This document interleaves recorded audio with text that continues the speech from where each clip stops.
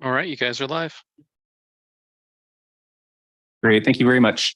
Good afternoon and welcome to the June 26th, 2023 Park Advisory Committee meeting of the East Bay Regional Park District.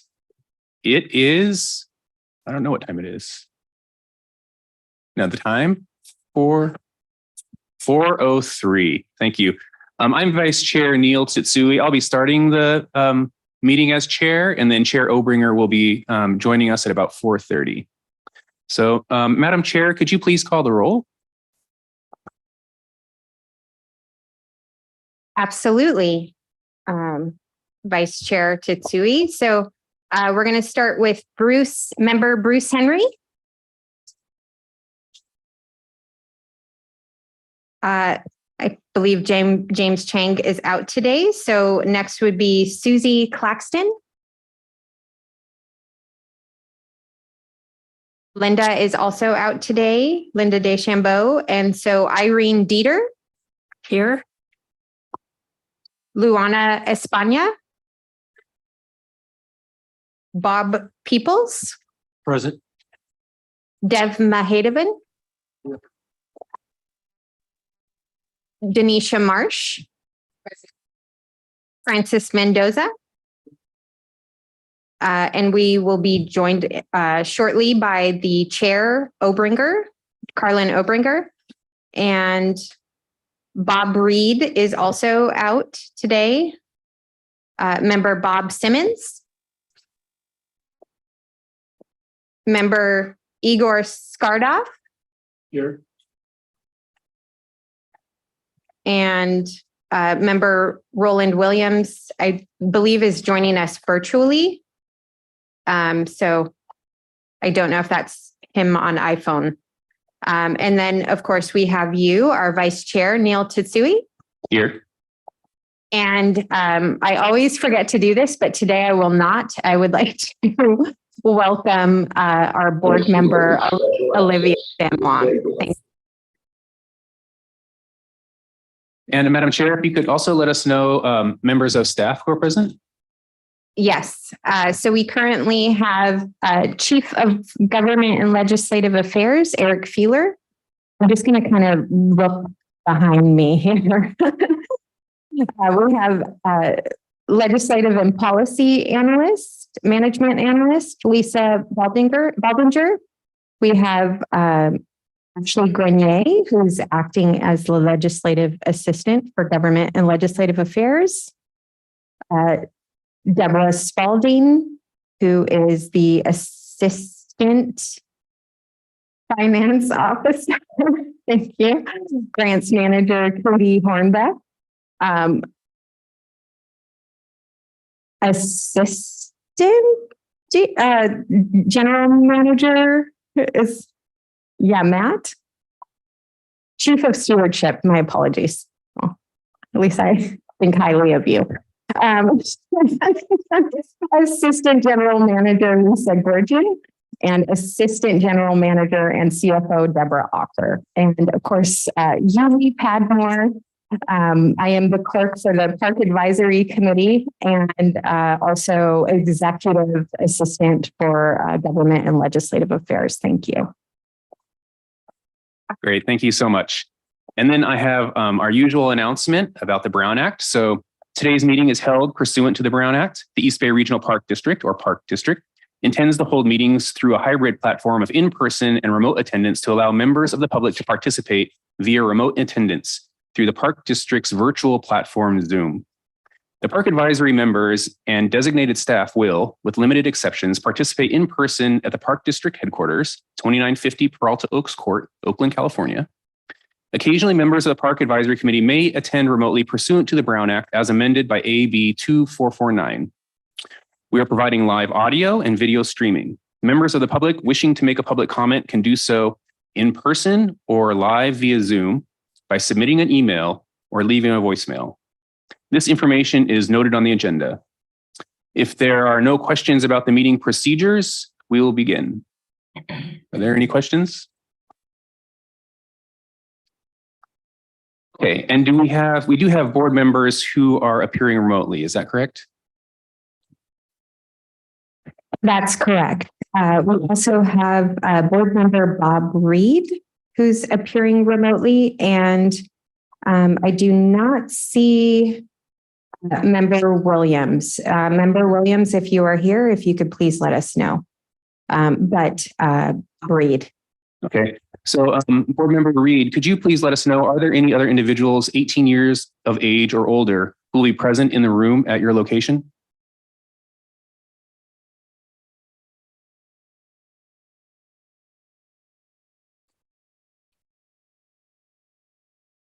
Are you there, board member Reed? Yes, there are none. Great, thank you. You asking if there anyone under 18? 18 years of age or older. Yes, there is.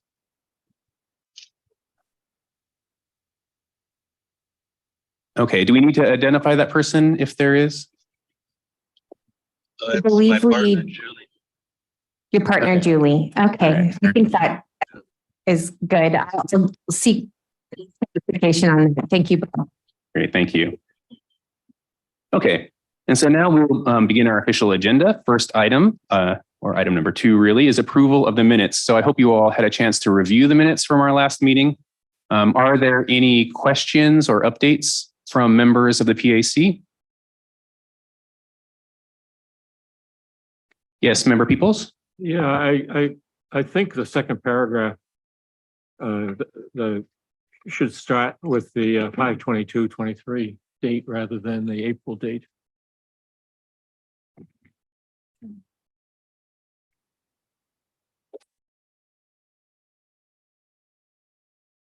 Could you state that again, please? Yeah, in the second paragraph, the sentence there should refer to 5/22/23 rather than April 24/23. Okay, thank you, member Peoples. Are there any other comments or corrections to the minutes? Okay, is there a motion or a second to accept these minutes? Move to accept them. Moved by Peoples and second by Mahadevan. Madam Secretary, could you call the roll, please? I'm actually going to call the roll in order of the folks that I see before me. So let's start here with, actually, let's start with the folks that are online. So Madam Reed, I, okay, and I'm not aware of any other members that are present at this time virtually. So I will move over and input to in person. So member Skardoff, Aye. member Mahadevan, member Espana, member Marsh, member Mendoza, member Titsui, Aye. member Dieter, Aye. member Peoples, Aye. member Simmons, member Claxton, member Henry. Thank you. I think it passes. Great, thank you. Okay, so our next item is board member comments. So we have Director Sanwong with us today. Welcome. Yes, so great to see all of the familiar faces and some of the new faces. I know I served with many of you on the PAC as recently as this past year when I termed out in December 2022. And to those who have started since then, it's nice to meet you here today. And thank you so much for joining the PAC. I love being a part of the PAC. I first joined in 2015 along with Rick, who's here today. So, you know, we planned this to be here together because we served, you know, the full term and termed out at the same time in December.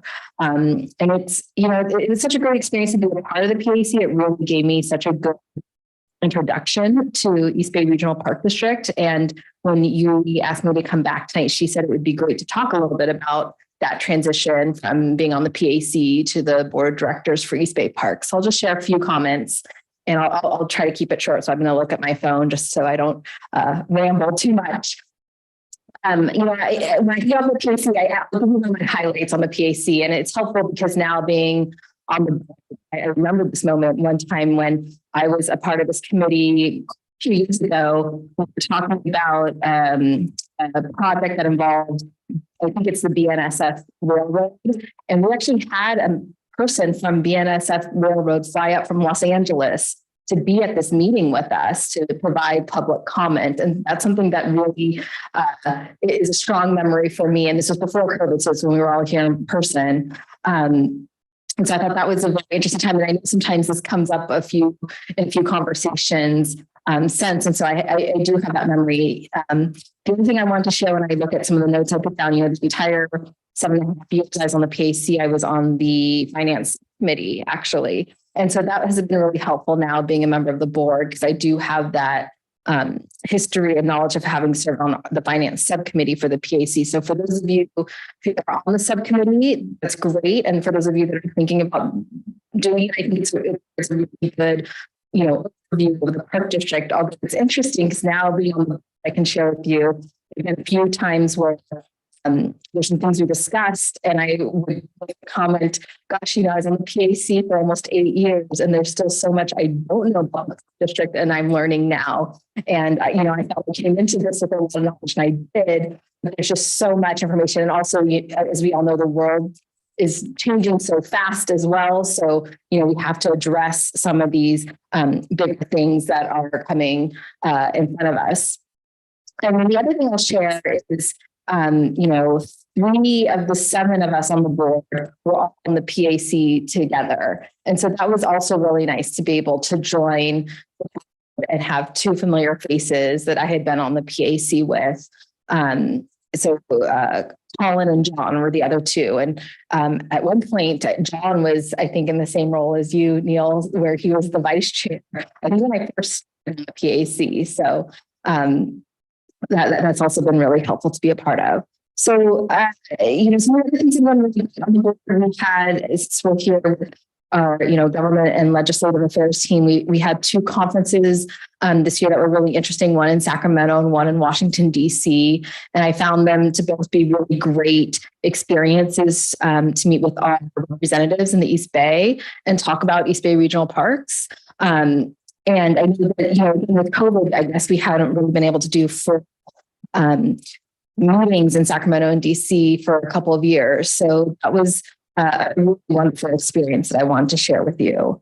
And then I guess I'll just quickly talk a little bit about works. I know typically when directors come, they talk about Ward 5 is quite a large ward within regional park districts, and each of the wards are mostly evenly balanced in terms of population. So what that means is there's a lot of rural parts of the ward as well as large parks within Ward 5. So, as a part of the PAC, when we talked about Tyler Ranch opening up, as well as the land bank property that now makes Pleasanton Ridge over 9,000 acres. And it's one of our largest parks, if not now the largest. There's some land bank properties, maybe when that opens up, it becomes one of the larger ones. And there's another one, some of you guys have been talking about this a lot, e-bikes. And this just happened last Tuesday within the city of Pleasanton. And I'm trying to strategize what to do. So City of Pleasanton had the first reading last Tuesday about e-bikes. And they're going to, right now, as of last week, they're going to allow, they have a second reading, but they're going to allow class 1, 2, and 3 bikes on the unpaved trails in the Augustine Bonnell Park in the Pleasanton Ridge, which is 267 acres, but is connected to all the unpaved trails up on the ridge. So this is something I'm trying to think about, because I don't think all those e-bikes are going to stay within the city of Pleasanton trails. I'm sure they'll find their way to the East Bay Regional Park Trail. So this is something that we're going to have to figure out how to manage going forward. So if anyone on the PAC has any comments or tips, I certainly appreciate that. And this is a good opportunity to get a carpool with Bruce today. So as you can imagine, the whole conversation from Pleasanton to Oakland was all about this new development in Pleasanton. So we'll leave that into the comments, but I'm going to stay the entire meeting. So I'm really looking forward to what else we have to talk about. Thank you. Great. Well, thanks so much for those updates. And it's great to have you back. It's just like old times, a reunion here. Okay, so now we move on to our next agenda item, which is comments from members of the public for items that are not on the agenda. And I know that we do have some members of the public at least joining us remotely to make comments. Just a reminder, please try to keep your comments to 3 minutes. And of course, this is not a time for a discussion of those comments. We just receive those comments from people who wish to make them. So Madam Secretary, could you let us know if there are members of the public who would like to make comments? Yes. Currently, it looks like we have a total of 5 members of the public. Are any of the that would like to make public comment? Is anyone here hoping to speak on items on the agenda, or is everyone here for items that are not on the agenda? Okay, great. Okay, so I believe all of our public comments are from our items that are not on the agenda, and we will start with Charles Taylor. And you have 3 minutes, and your time right now is 4:19. Hello, and thank you for the opportunity to address this meeting. I am the grandfather of a 12-year-old boy who has been participating in the Junior Rangers program. And there has been a great deal of information or lack of information about changes to the Junior Rangers program, indicating that it will be very substantially cut, maybe as much as 50%, and that this item has been discussed by the board without any public comment or input. I have addressed or asked people like Sarah Fettley and Mike Moran, who are the leaders of the program at Tilden Park and for the Park District, and been told that there is no information available and that they will not be sending out any information pending discussions, I think, by this board. But there has been no public available information about what are the causes for these proposed reductions and what the implications of those are, nor anything about the alternatives that might be considered, such as asking parents or others to set up a scholarship fund if the financial issue is there, or if there's staffing issues, what's causing that. This program is very essential to training young people about living in the East Bay and the wilds of the East Bay. And it is a shame that it's being reduced without any input from the public or any time opportunity for the public to support a continuation with other means. And I speak on behalf of my grandson, but also his parents and a number of other parents who I know have a similar sense of dismay and frankly anger that an elected body is trying to take away a very important program is the image that is seen. So I'll end my comments there. Great. Thank you for those comments. Thank you, Mr. Taylor. I'll move, if you don't mind, when you're done speaking, if you can lower your hand, that would be helpful. And then we'll move on now to Sonia Herbert. What I will say is for those who are here, if you are hoping to speak, if you could please raise your hand, and then I'll know that you're also planning to make a few comments. So it's 4:22, Sonia. So you have 3 minutes. Thank you. Great. Thanks so much for the opportunity to talk, and I really appreciate you opening up the comment period early. I'm the mother of a junior ranger, so I'm here to talk about that program as well.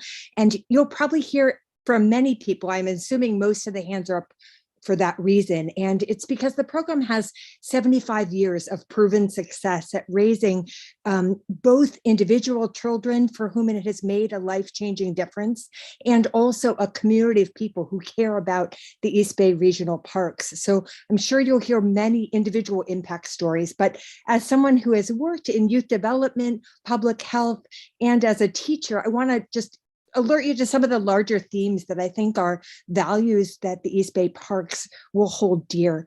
One is, we're currently, as a teacher, I see every day the mental health impact that COVID has had, and we're struggling with things that are beyond the scope of our medical system or our school system in terms of mental health, anxiety, depression, suicide, drug use. These are things that are, you can't pick up a newspaper without hearing this generation of children in crisis. And one of the major ways to deal with that is to give students and ways to self-regulate. And a walk in the woods, I literally was at Walden Pond last week, soaking it in and feeling what nature can do. And so you're looking at the individual impact of helping kids self-regulate and deal with their stress before it becomes too much. But you're also looking at a program that over 75 years has built a supportive community that is welcome to all. And it's that community nature that's at risk if the program gets cut to a smaller size or a less frequent program, right? I've run many drop-in youth programs, and they just they have a broader reach, but are not the deeper impact that we need right now for students. As a parent, I've seen what sort of the COVID behavior in schools has created, which is a culture that did not need more bullying, but that's where we've gotten. And I see in my own child, when he comes back from the weekly hikes in the woods or the overnights, the monthly overnights, I see a lightness in him that is just not present during the week. And so it's a real antidote to what a lot of the kids are going through in their neighborhood and schools. And it has to have a frequency to have that effect. Also, as a social justice advocate, one of the things I want to make sure is really clear about Junior Rangers is that it is an incredibly inclusive program at a time when the ability for kids to self-identify on the gender spectrum is at risk, both on the playground and in political nature. We need programs that really encourage that wide acceptance. And Junior Rangers, because school sports is gender segregated earlier and earlier, it means that inclusivity of having people all along the spectrum, if you're looking just at cisgender boys and girls together. I apologize for having to interrupt you. Sure. Sonia, One last thought is that this is a pipeline program. As a CERT member, I get notices all the time about wanting high school students in state, local, and federal parks to be part of fire suppression. And this is a pipeline program for those programs, since this is a middle school and elementary school oriented program. So for the future of California, we need them to be environmental stewards. Thank you.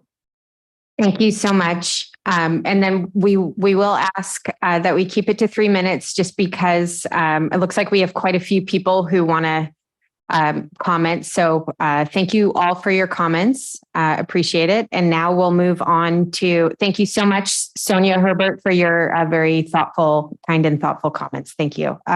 So we'll move forward with David Builder. Do I have that right? Is your hand up? Oh, sorry. Duncan Builder. Am I pronouncing that? Okay. Thank you, Chair Tatsui, and all the members of the board for giving us an opportunity to speak to you today. I'm one of the group of parents, many of you who you see here, who's been involved in kind of organizing and advocating for this Junior Rangers program. I want to emphasize, really re-emphasize what Charles and Sonia said about the importance of the program, its longstanding tradition, and its incredibly proven impact and value. 3 minutes is not enough time to do justice to it, but it really instills in young people exactly the type of environmental education and environmental ethic that is central to the mission of the East Bay Regional Parks District. Importantly, it's a longitudinal program. So kids do this, they enter the program at a young age and they stay in it for a long time. My children have been in it for 8 or 9 years. And it's really that longitudinal, consistent engagement in education that has the tremendous impact that has been seen in the program. We have letters from alumni from across the 75 years, really attesting to the life-changing impact that this program has had on their life. And we really look forward to sharing some of those stories more with you at a time when we can have more time. This is a little bit of a funny presentation because, as Charles mentioned, we have not received information from the individuals who are in charge of the program about the cuts. So this is all kind of based on rumor and things like that. But we are trying to, because we care so passionately about this program, we're trying to get ahead of the issue and try to work to address any concerns that there might be about the program. We realize that there are concerns about the size of the program and access to it, and we, that's not the responsibility of the parent group, but we are delighted to share our ideas and energy and our answers with the individuals who are in charge of that. So we really look forward to getting this on a board meeting agenda, either for this committee or for the appropriate subcommittee at a future event, so that we can share in more detail the importance of this program to not only the parents and the alumni, but also the youth participants who are involved. Thank you so much, David Builder. So I can go with Duncan Builder after. I just thought maybe it might be nice to pick someone else and then we can follow up with you. Does that sound okay, Duncan? Or do you want to go next? Okay, great. That's fine with me. Thank you, though. So let's go with Julie Litwin. Hi. Thank you so much. Thank you, Julie. And it's 4:30, so you have 3 minutes. Okay, I'm going to be really brief. I'm a parent of a junior ranger who went through, well, he's an alum of Junior Rangers, and he went through the program kind of starting when he was like 3 years old through Tilden toddlers, Tilden tots, mini Rangers, all the way up to Junior Rangers, and was in Junior Rangers all the way through being a Junior Ranger aide. It was one of the most important life-changing experiences of his life. And he's here also to talk today, but I just want to say that I feel like this is a really important, wonderful program that's kind of the jewel in the crown of the programs of the East Bay Regional Parks. And I think it can help any child to develop leadership skills and love of the outdoors. And I just really want you to know that there are many, many people who strongly support this program and see the value of it and want to make it continue and grow, not to diminish it in any way. So I think that's all I have to say. Thank you. Thank you, Julie. And we will go now to Duncan Builder. All right, perfect. Yeah, thank you. My name is Duncan Builder. I am from Berkeley, son of David Builder, and I'm here to request that Junior Ranger program not be cut, like I think many of the other people here.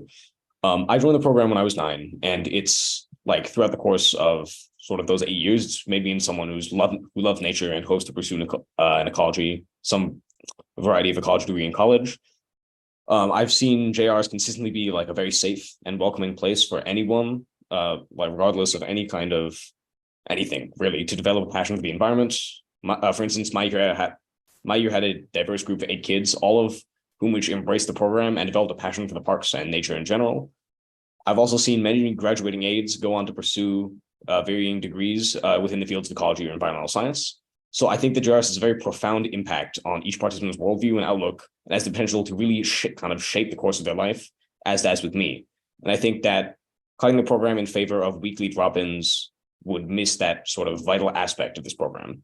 So even though I'll be graduating out of the program next year, and I'd really like to advocate for the programs that new generations of kids can have the same kind of formative experience that I did. Thank you, Duncan. We'll go now to Rebecca. And the time now is 4:33. Thank you. Thank you. And I just want to thank, so my name is Rebecca Milliken. I'm a resident of El Cerrito.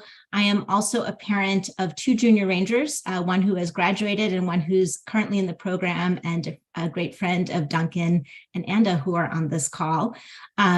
And I just want to thank the members of the board. Also, I appreciate that you have Zoom and the capacity to let us give comment. I know many of us wanted to speak to the board of directors, and we were not able to at the June 20th meeting because they did not have that Zoom capacity. So thank you for doing that. I will just add some new information to this. I echo everything that has been said before, and will share that my older son, who graduated right now, he is in wildland fire training. He is a forestry major at Oregon State University. He attended community college, and then when he applied to Oregon State, he wrote about his experiences in Junior Rangers. They were incredibly formative for him, and he also received scholarships to go and do the work that he is doing. My younger son, Max, this is his community. As Duncan said, it is a very diverse community. Prior to the pandemic, there were 50 or 60 youth in this program. And it's a deep touch, but also touching a lot of youth, as we said, over many years, and they're mentored by older students. He has really found a safe space here among gender diverse, racial, and ethnic diversity. And the leadership skills that he has learned as an aide have been tremendous. He works in many roles now, working with youth. He wanted to be here, but he's at the El Cerrito pool working as a lifeguard, teaching swim lessons right now. So I just want to clarify that we know that you are not necessarily the decision-making body for this program. We have, starting in late May, the youth in the program reached out to Sarah Federley, the supervising naturalist, asking just to meet to get information, and it was declined. That request was declined twice. We have subsequently asked, and we have not heard anything to date as of June 26th. So we appreciate any feedback you can give us on how we can advocate. As David and others have mentioned, we want to co-create solutions, whether it is funding, whether it's outreach. We don't understand the barriers. We just know over the past 6 years, we've seen attrition of this program, and we aren't clear as to why. So we appreciate any help you can give us in understanding and advocating. Thank you so much. Thank you. We'll go now to Lucy. Apologies if I am saying this wrong. Lucy Aikson. And the time now is 4:35. Thank you. Hi, I was a JR from 2013 to 2020. I was JR for 9 years, and I just graduated last year. My mom and my aunt were JRs, and my younger sister's still in the program.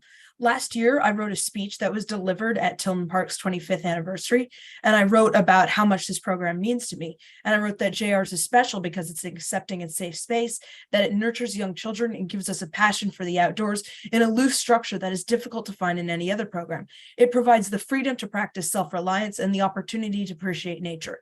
It taught me to be independent, strong, self-reliant, daring, and to love nature.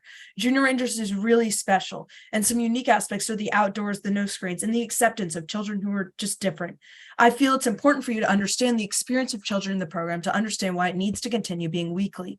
This community of JRs is a huge aspect that keeps people coming back. It is an intense program, and one of the main reasons people return to JRs is because of the incredible community that we've created and fostered over the years.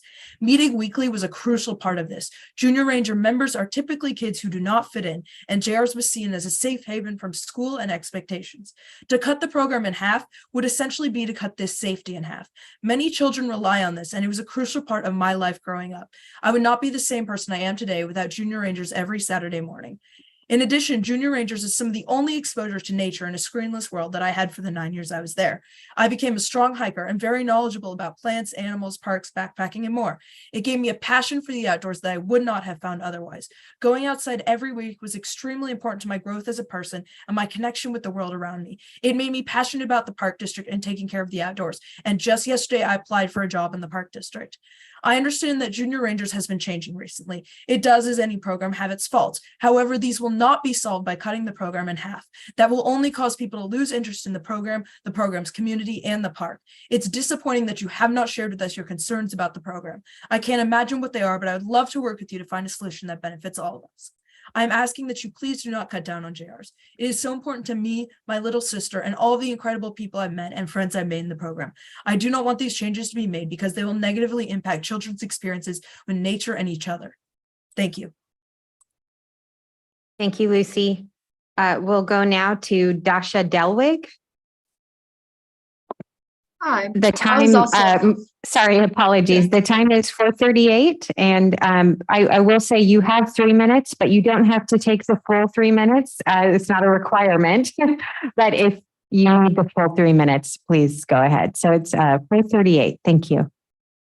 Yeah, this will just be brief. I just recently heard that this was even a problem, and I also graduated in Lucy's year. I just want to offer another voice in support and say how important it was to me in middle school. The regular weekly hikes, I think, really stabilized like my social situation at school. It made me a happier person, and it made me build a lot of respect to the park. And I met a lot of amazing friends. Thank you. Thank you, Dasha. We will go to Targoman.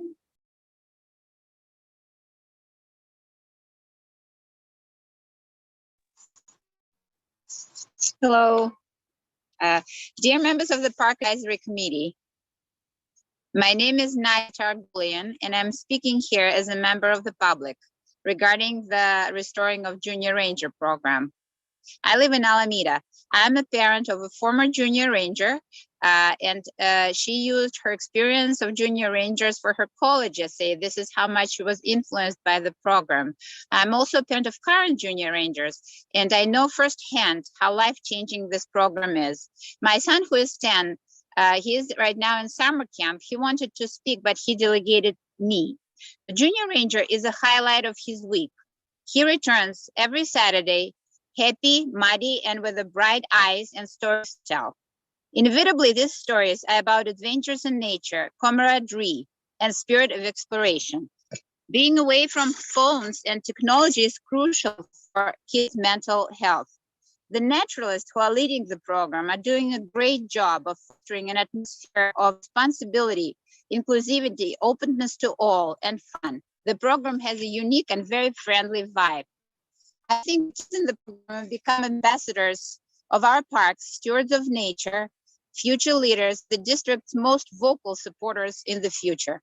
I'm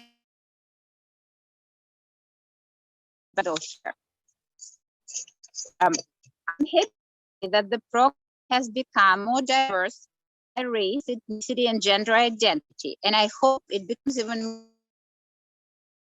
I believe a successful program should not think that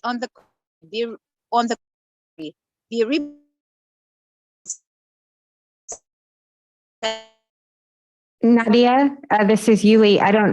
You're breaking up a little bit. You're welcome to send that in, and we can share that with the Park Advisory Committee, your comments. So we'll move on now. Hello? Okay, that's fine. Thank you. Thank you. And let's move on now to Noelani.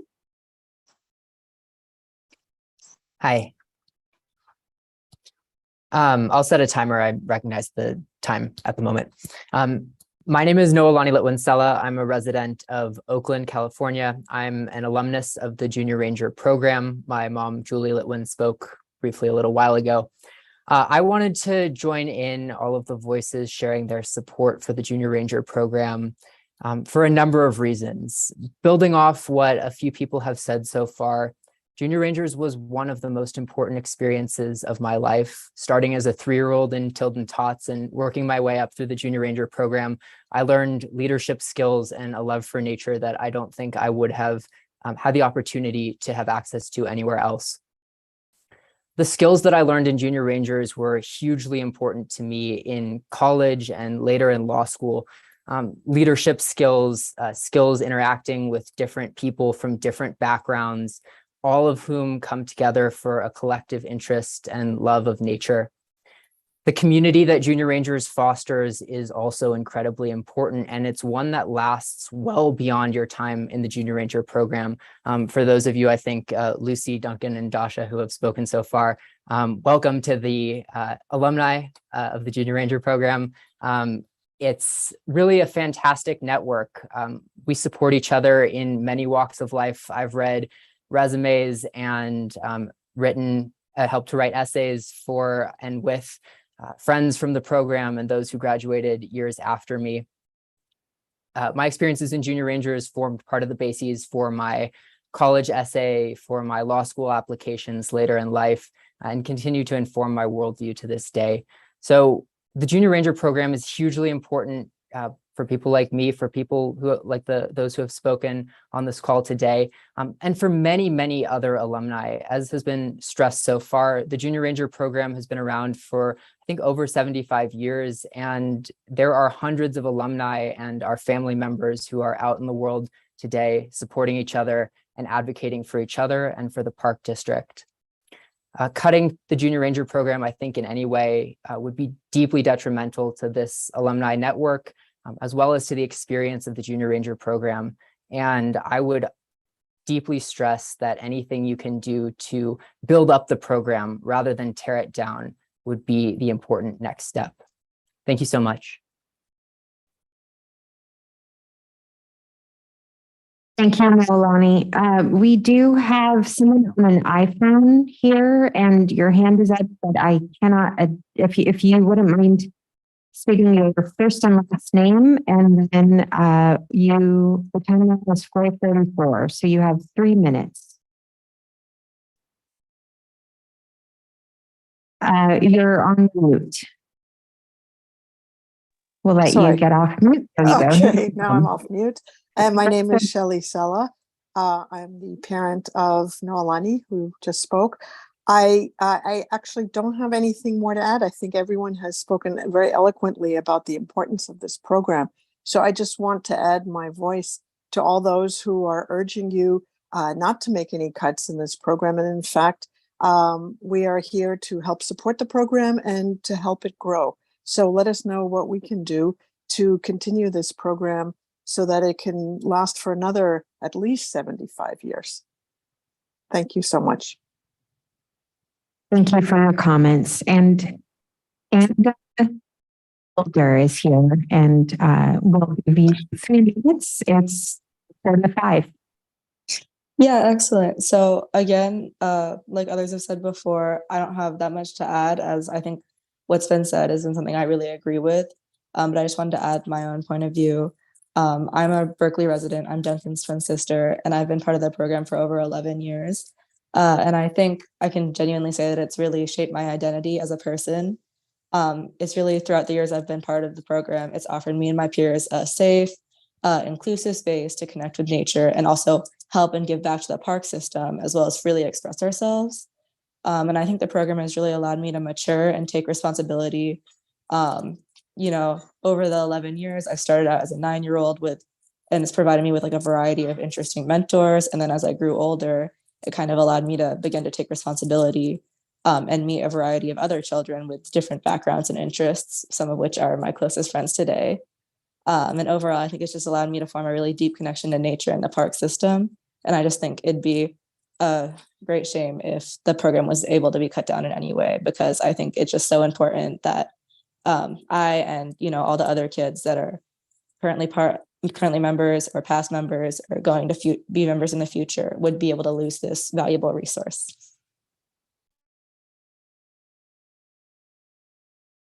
Thank you. looks like we are almost closing out, but I believe we have someone by the name of Jason Hollick, who's trying to connect with audio. So Jason, we'll give it a few minutes here. If your audio connects, please let us know. We would also welcome a written comment if you would like to submit that. That is, of course, if this is even regarding the same item, unless you have a public comment for a later item.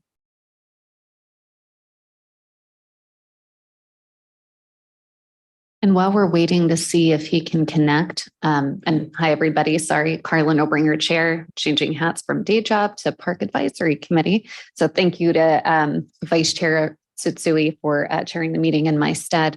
I wanted to see if we had members of the public who were present today. So was there anyone who wanted to make an in-person public comment while we're waiting to see if this person can connect? Okay, no one? Okay.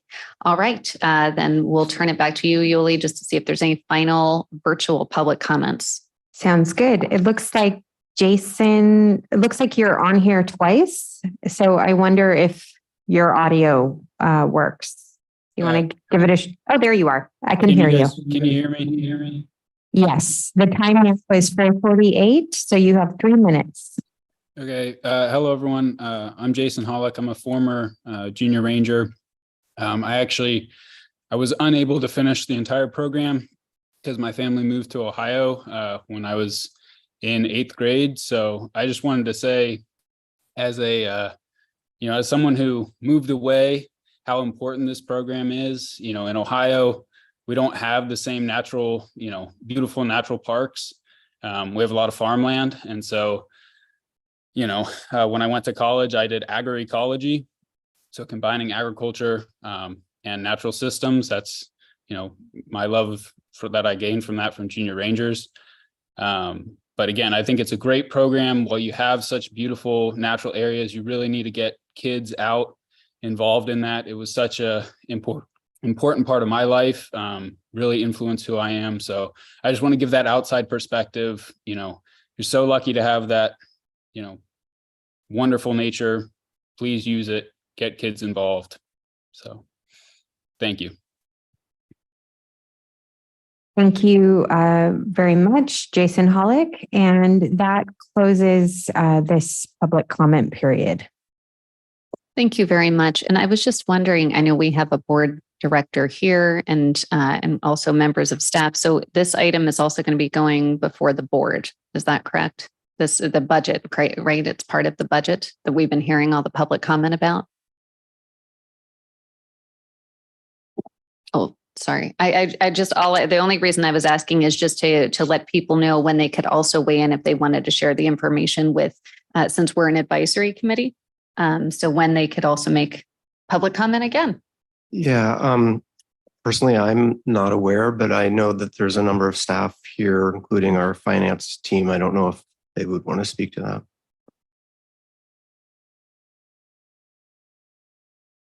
Thank you. Good afternoon, Deborah Ocker. I'm the Assistant General Manager of Finance and Management Services, and we have not had any deliberations about the budget at this time. So I don't have any information related to those public comments. Thank you. Okay, thank you. And I was just curious, is anything scheduled that you know of about the budget? Our budget process starts probably in September.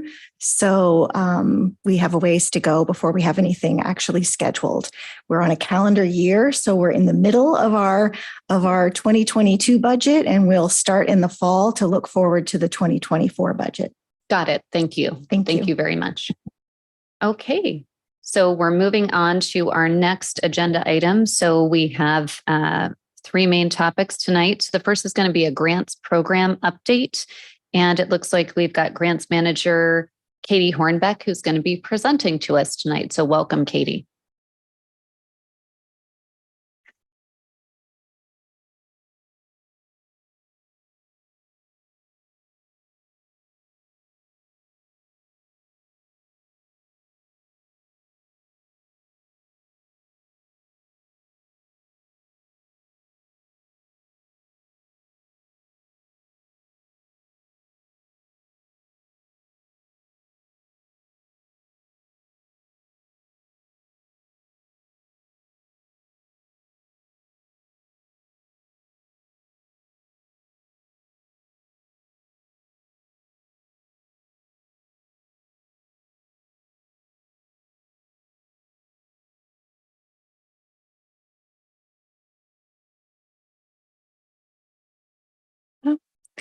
All right. Well, good afternoon. My name is Katie Hornbeck. I'm the grants manager here for the Park District, and I'll be giving a grants program update for you.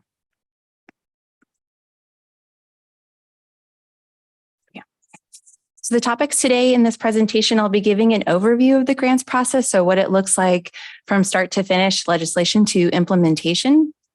Then I'll give a brief update on our grants department on what we've accomplished in the last year, and then spend a little bit of time talking about 30 by 30 funding opportunities. And finally, the PAC role in the grants program. All right, the grants process. So it is a lengthy process. With no definitive, time marker, but it starts with legislation and initiatives. So we kind of think of it as the first step is creating the pots of money, so it can later rain down for us to catch at the end. So that starts with the general manager's office, our board members, creating those relationships with elected officials, with policymakers, creating the funding opportunities like Prop 68 or the infrastructure bill.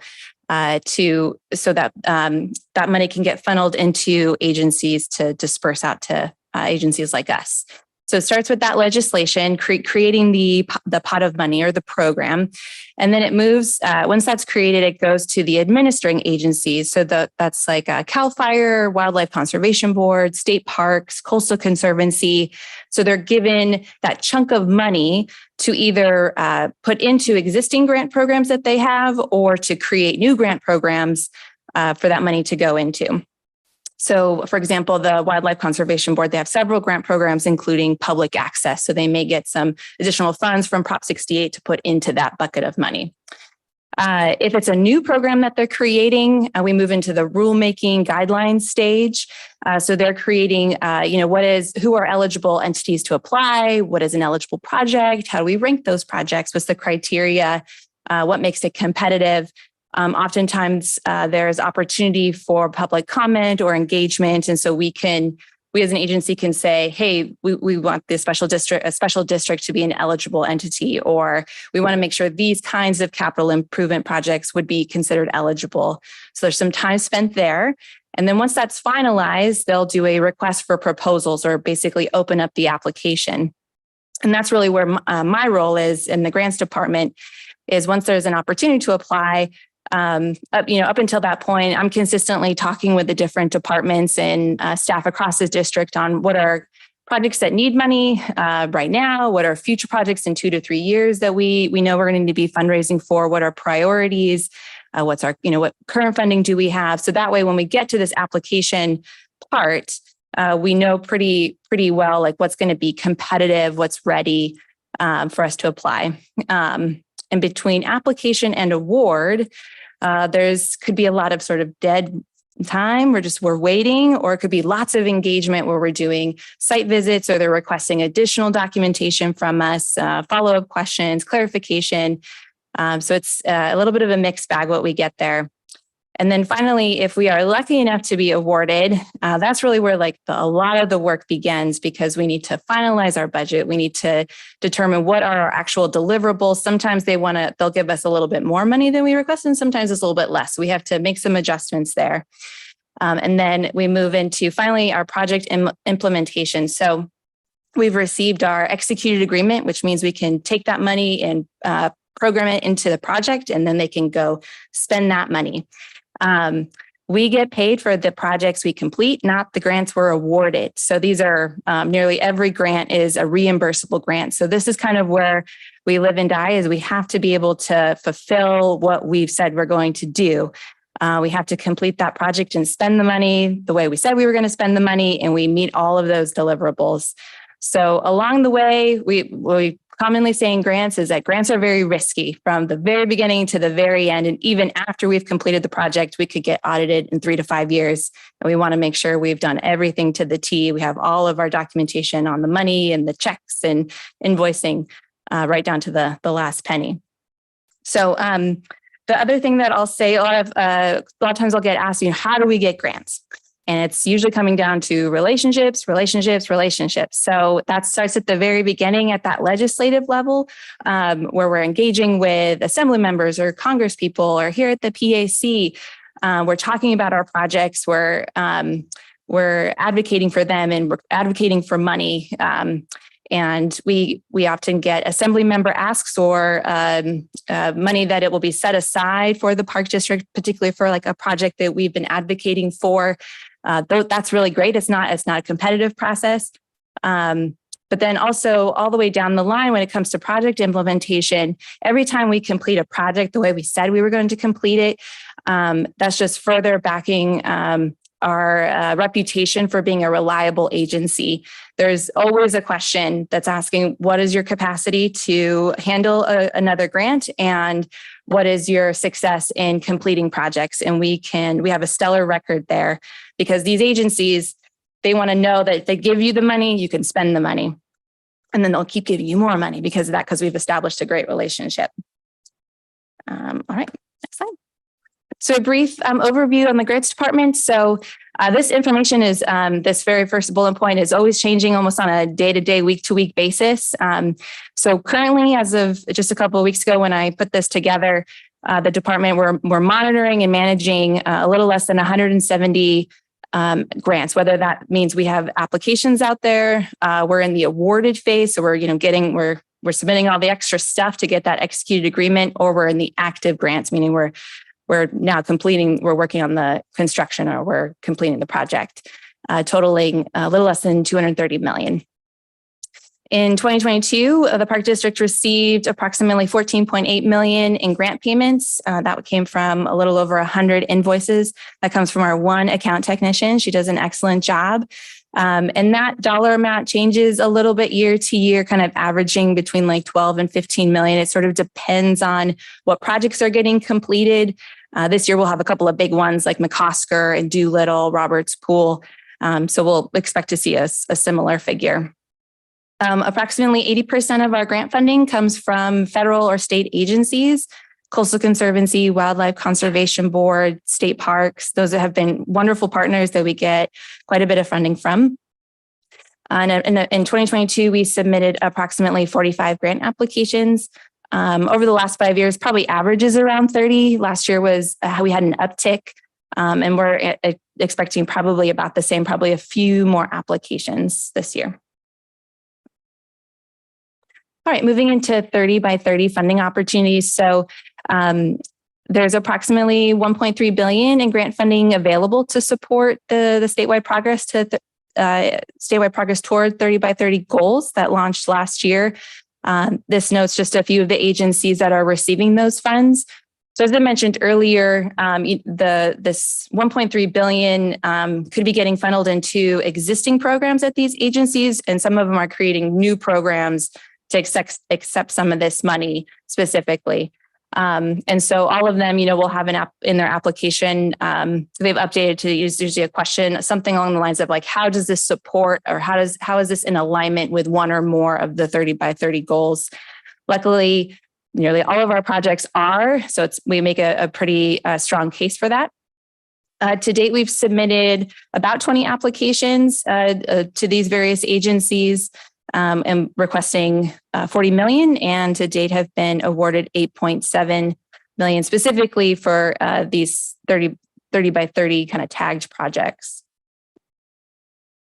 All right, and finally, what is the role for PAC and in our grants program?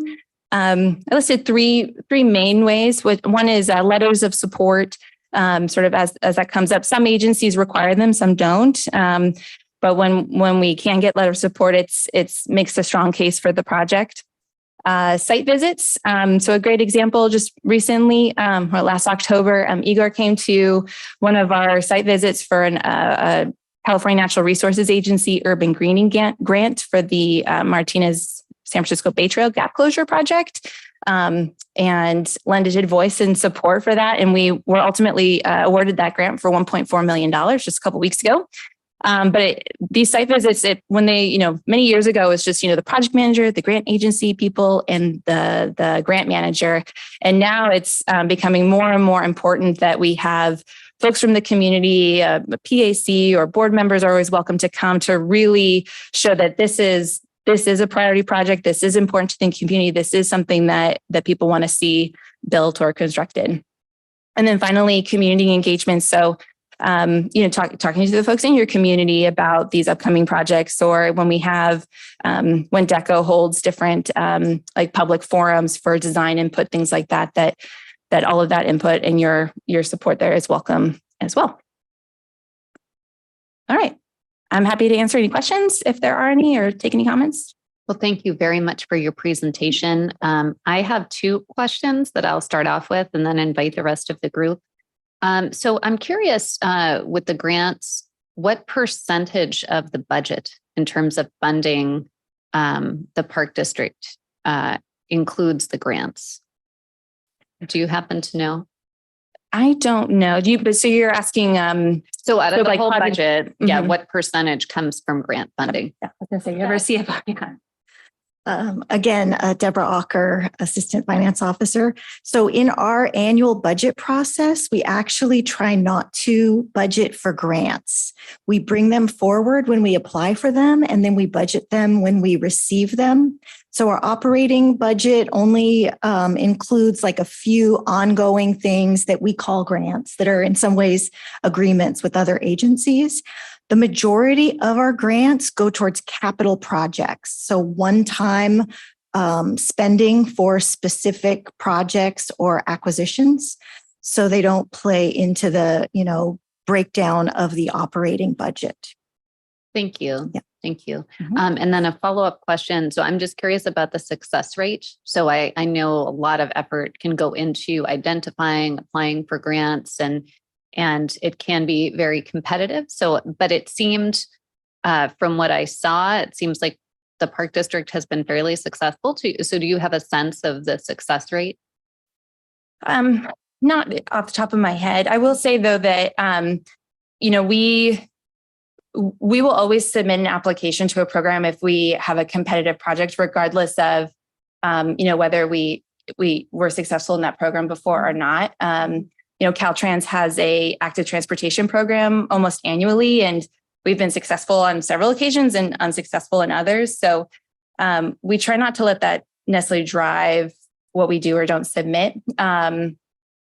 That said, it's definitely a figure I could pull for you, but we're constantly submitting applications, and there are also cases where we're initially not selected for an award, and then they'll come back to us sometimes a year later and say, oh, we actually have more funding. We would like to give this to you. Or somebody couldn't, they fell through.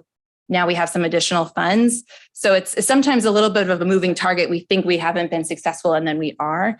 So I know that's a little bit of a squishy answer to your question, but hopefully that's a little helpful. Thank you.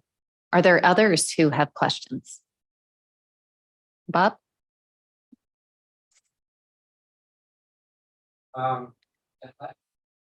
Red thing. Oh, yeah, it is. Okay.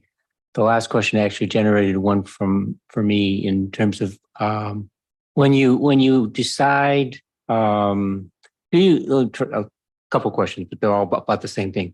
Do you evaluate where to apply your resources in terms of the grants from transportation, habitat restoration, land acquisition? There may be some other categories, but do you make a conscious decision that talks about how you allocate your resources in those or other areas? Well, we are fortunate to have some funding allocated to our department for grant writing services. So we do contract with grant writers to take on some of that additional load, because that could be a full-time job just on its own. So with that said, though, as grant opportunities present themselves, and if we have a competitive project, we will apply. We will find a way to apply. We don't want to miss an opportunity. So I'm consistently in dialogue with the different departments, whether that's in DECO or the restorations team, land, fire, whether it's quarterly or bi-monthly, saying what projects need money, who needs money, and keeping sort of a priority list. So as an opportunity presents itself, we can say, we think this one will be the best, most competitive fit, because it really is by a margin of 2 to 3 points on these programs of whether or not you get it. So, yeah. Thank you. Any other questions? Yes, Member Peoples, since I need to differentiate between the two Bobs, you're sitting next to each other.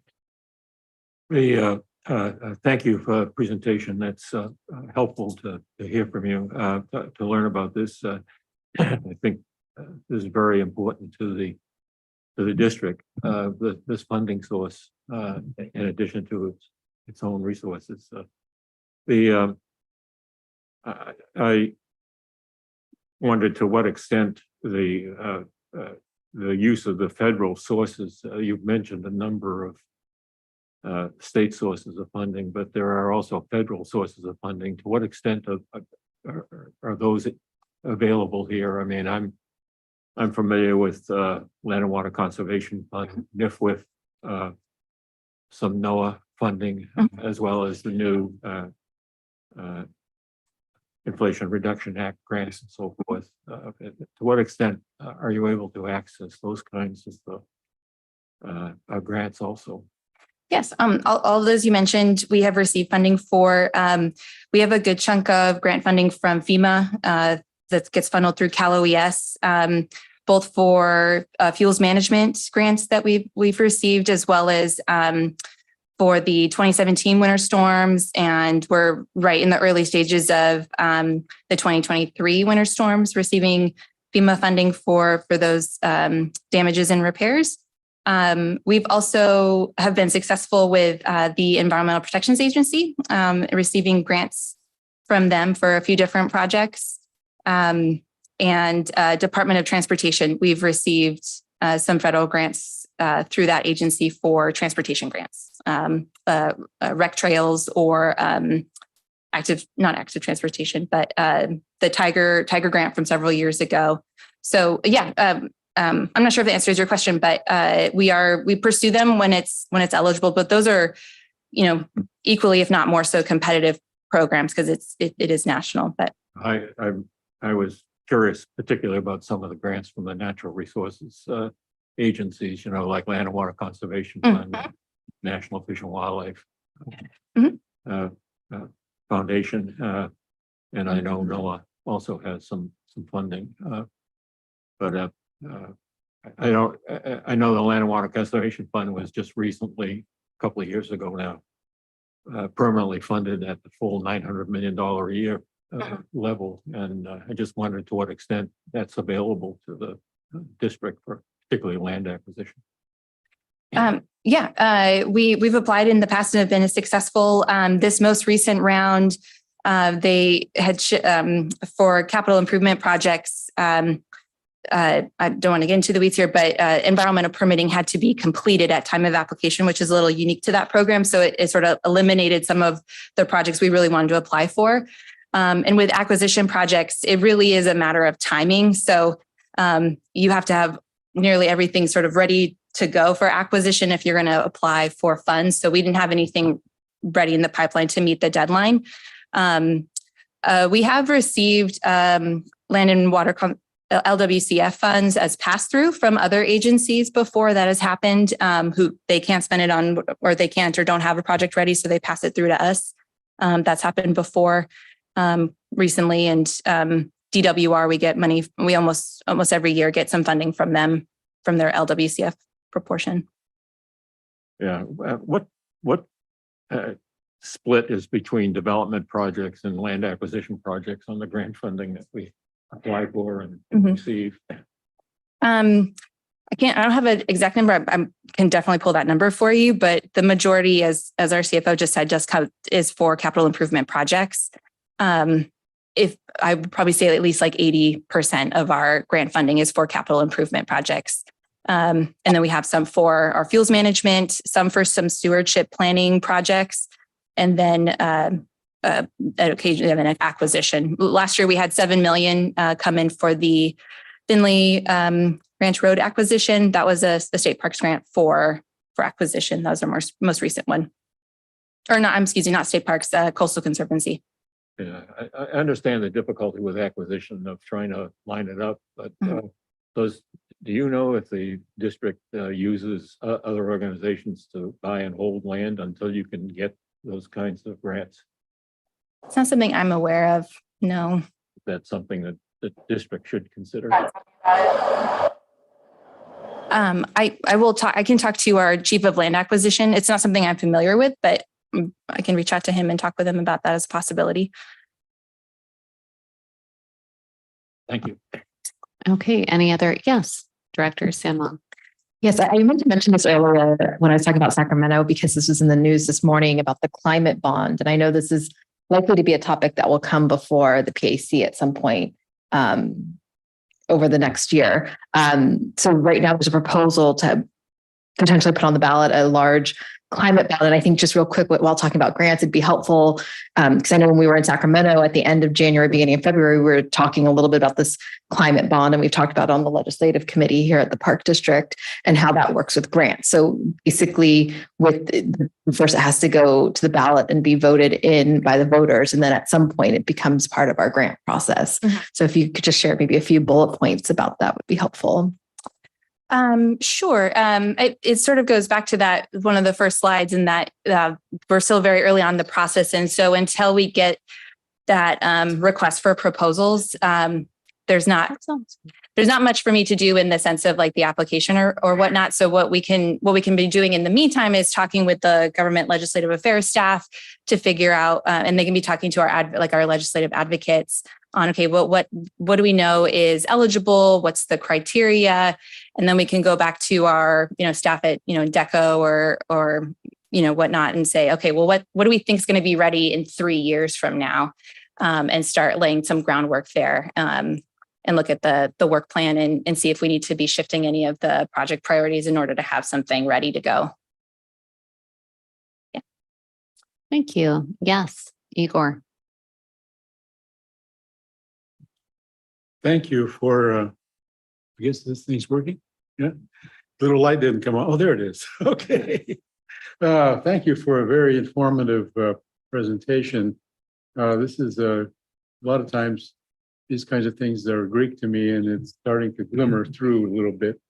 So I'm hopefully not going to get ahead of myself and think I know what I'm talking about, but I'm doing my best and you're helping me a lot. I was wondering if there was any kind of a overall change that you can perceive from the fairly recent spate of legislative actions have been taken to deal with climate change, global warming, of course. And, there's been quite a bit of publicity about political moves in that direction and other kinds of things. I was wondering, how has that translated into the amount of money that's available for actually putting things on the ground? Well, I'd say there's definitely quite a bit of money available. And the way in the 3 years that I've been in this position, the way I've seen it shift is just what questions are being asked in an application and what is being how projects are being scored. And so if your project doesn't have an element of sea level resiliency or addressing climate change or the wildfire risk or things like that, you're missing out on those points. And so we just, fortunately, many of our projects are addressing those things and doing that kind of work. But that's probably where I'd see it most. But these are overly subscribed programs. They'll, even though there's a bunch of money getting pumped in, there'll be 4 or 5 times as many dollars requested. So it's there's just not enough money to go around. How does the amount of money compare, say, prior to this bunch of has it visibly increased?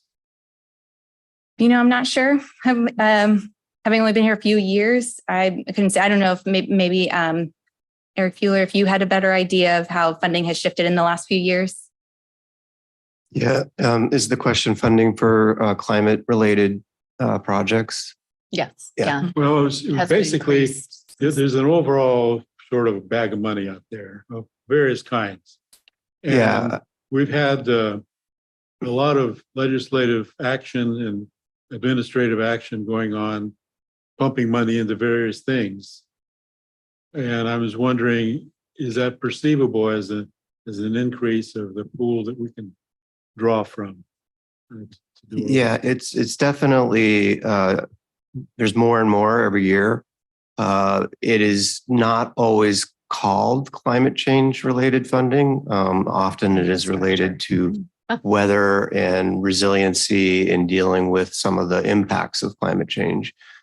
So I would say that the general answer is yes, it's continuing to increase. And I think, as Katie, I believe, was mentioning, that it's more and more a requirement in grant applications, particularly for resources, to demonstrate some form of resiliency and access in every grant application.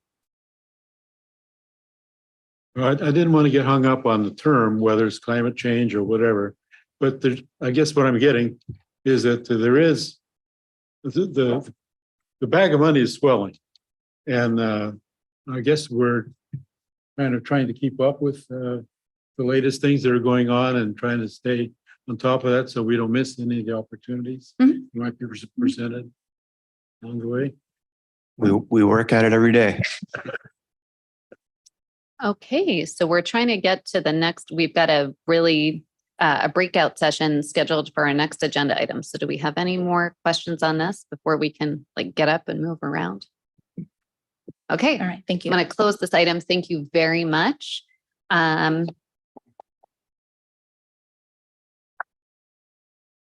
of applause. Yay. That is unusual. So congratulations. Okay, so our next item that we have, so we've got our presenter all ready to go, and it's about the 30 by 30 grant workshop and discussion, and we're actually going to be able to get up and move around and do a little bit of breakout activity. So Lisa, I'll turn it over to you. Awesome. Well, thank you all. Lisa Baldinger, Legislative and Policy Management Analyst, and we're thrilled to have this workshop. And earlier this year, Dr. Ana Alvarez came before the PAC and gave a presentation going deep into 30 by 30. By way of reminder, 30 by 30 is the goal of conserving 30% of our lands and waters by the year 2030. This is a state of California goal. This is a national goal. This is a global goal. And it's a goal that aligns very closely with the mission and vision of the East Bay Regional Park District. So because of that, a staff leadership team has formed, and we have a number of those staff members here today to help facilitate our breakout conversations. And we also are holding conversations with our colleagues. And so following a recent conversation with you all, we sent around a memorandum that gave some insights on the staff workshop, which was held last October. And we'll be repeating that similar exercise as we did with our staff colleagues last October with you all here today.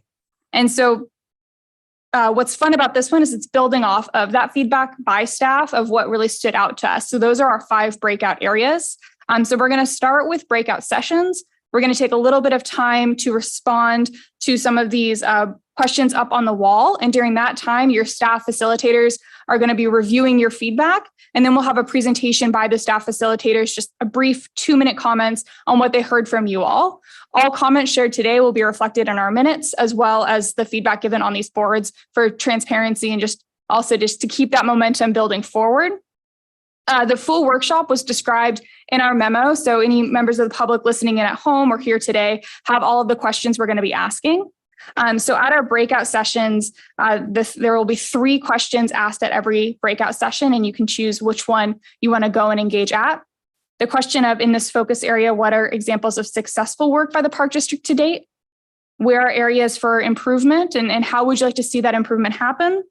And then just any additional thoughts you have to share with your facilitator on that topic. We'll be taking 15 minutes for these breakout sessions. I know it's quick, but we also want to keep this meeting on time. There will be 5 breakout sessions. There will be community engagement, and that's focusing on guiding environmental education, programming, as well as park signage and information that aligns with 30 by 30.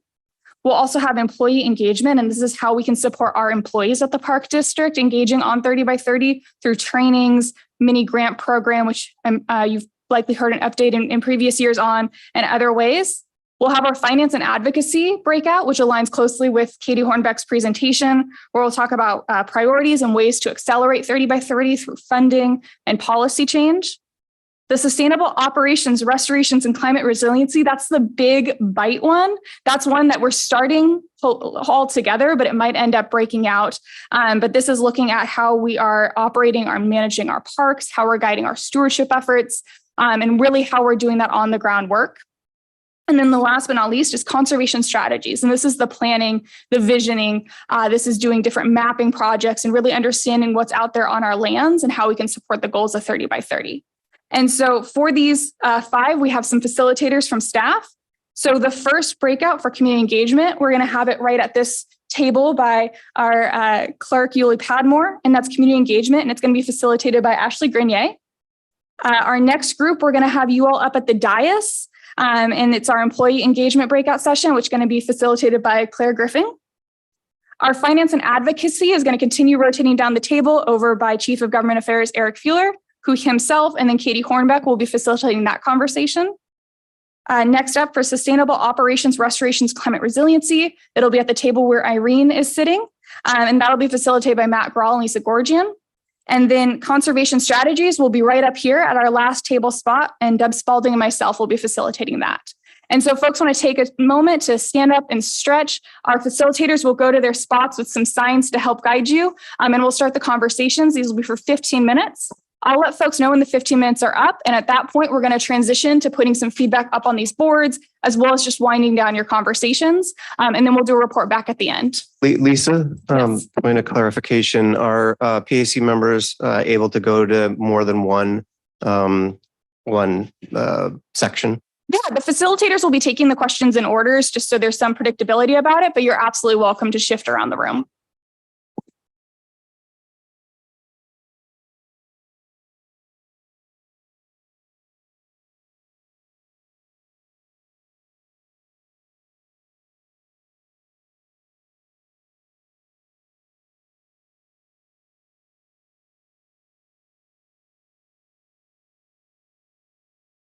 And then just a quick announcement. We will be taking some photos during this exercise. If you do not want your photo taken, let us know. Thank you.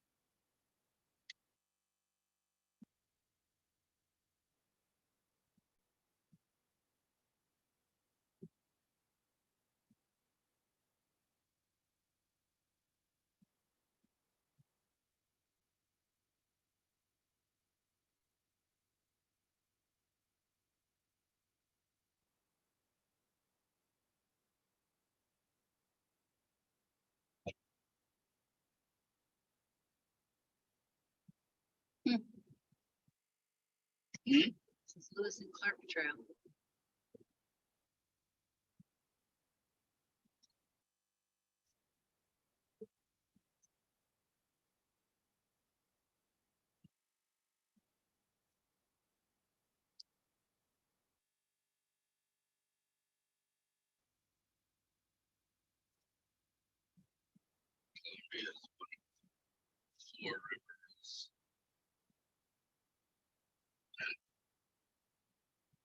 Takes water from the other side of the mountain. Wait a minute, what do you mean it takes water from the other side of the mountains? Water comes from the other side. Which water? Yeah, water in the rivers. How does the water get over the top of the mountain? Comes through the paths. Doesn't go over the top. Follows at the low point. There's only 4 rivers that do that in the United States. Water up in the United States. 4 that do it in the West Coast. So you're saying that there's water that instead of flowing down the other side, flows into the gap that feeds the country. Idaho. Yeah. To the Pacific. It has to be downhill all the way though. Right. Okay. Not that water goes uphill. I was trying to understand. I was just trying to understand. Here comes a tunnel. Just trying to understand.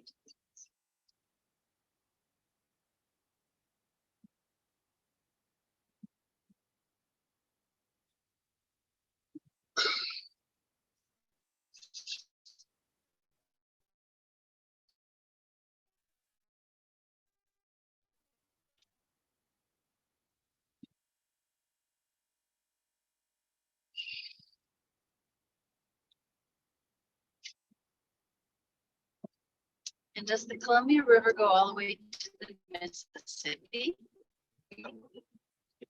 Where does the Columbia River stop? Because I'm assuming the water flows that way. So where does it start? It starts up in Idaho. And they Snake River may flow into. Okay, into the Columbia. Snake River's in Wyoming too. I don't know where the Snake River.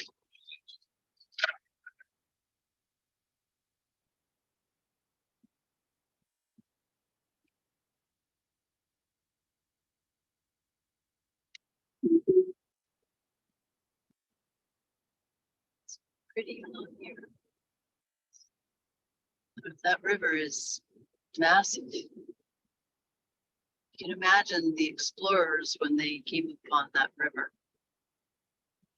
Must have been like, mon Dieu, ça c'est une très grande rivière. Or actually, Lewis and Clark were not French, were they? Were they from England? They had a French trapper with Charbonneau. Charbonneau? Oh, there's a district in Portland called Charbonneau District. So Lewis and Clark, were they American or were they from? By Thomas Jefferson to survey the land that they bought in France. They bought that from France?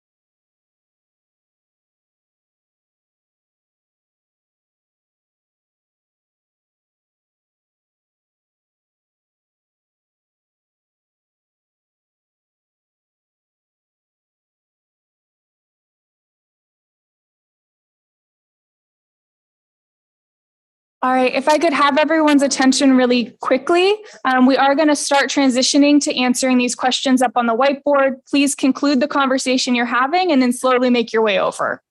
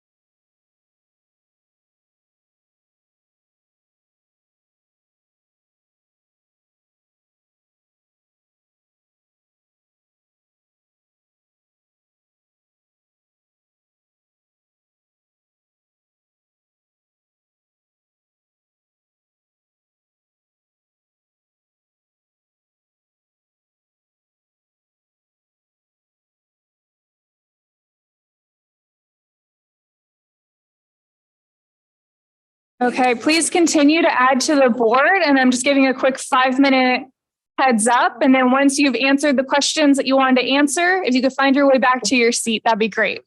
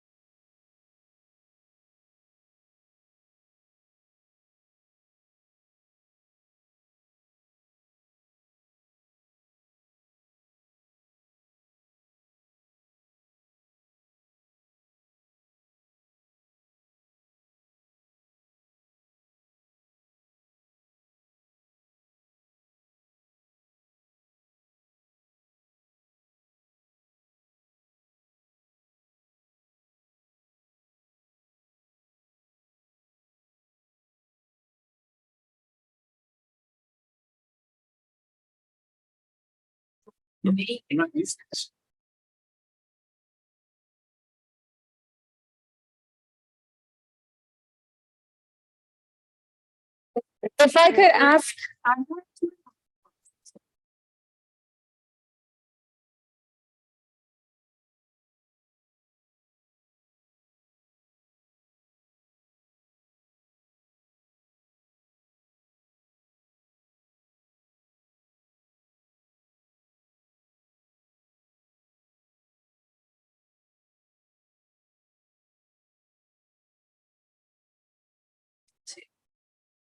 Awesome.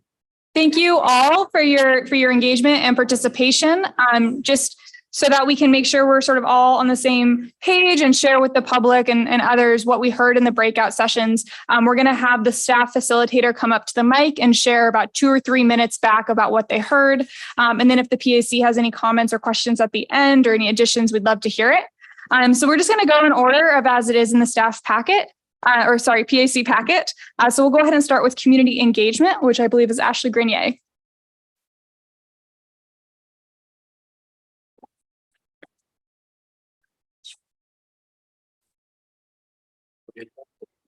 Okay. All right.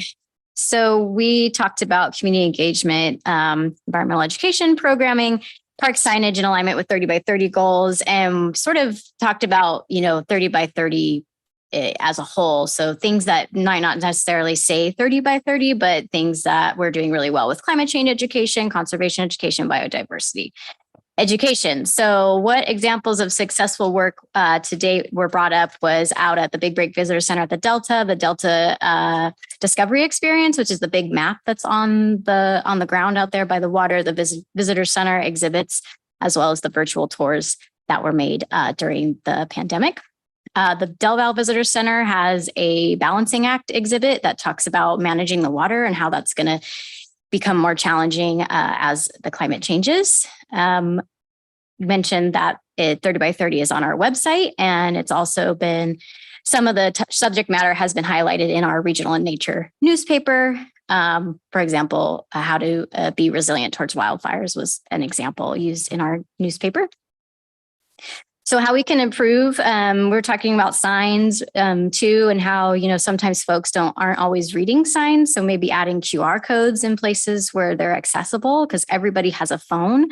This could be a great way for us to maybe even build a database of people who want to help or sign up or learn more about 30 by 30.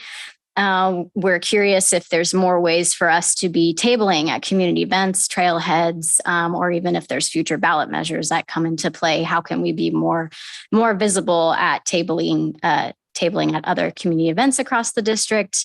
And we went back to that Regional in Nature newspaper and talked about, is there a way for us to really label 30 by 30, like call it out specifically when we are talking about something that relates to 30 by 30 to really make it stand out. And then some of the additional things, we were thinking big, we're thinking, let's get this into school districts. Let's make sure that we're talking about 30 by 30 in schools and also in our interpretive programming and being more intentional in the way we talk about it.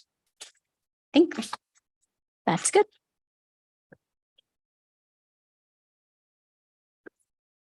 All right. Hi, Claire Griffing, Management Analyst in the General Manager's Office. I had the privilege of having the employee engagement breakout table.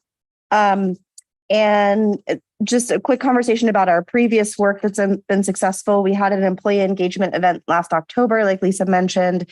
That's where these boards and this idea of a kind of a workshop came from.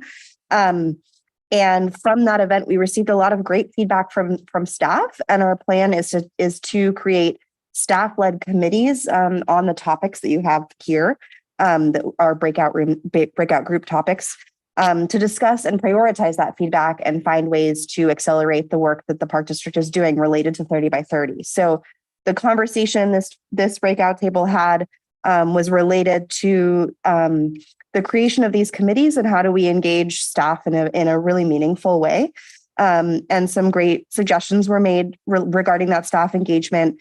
The first being create a shared leadership structure or model that allows all participants to engage equally, and also makes them feel safe, welcome, and heard in that context.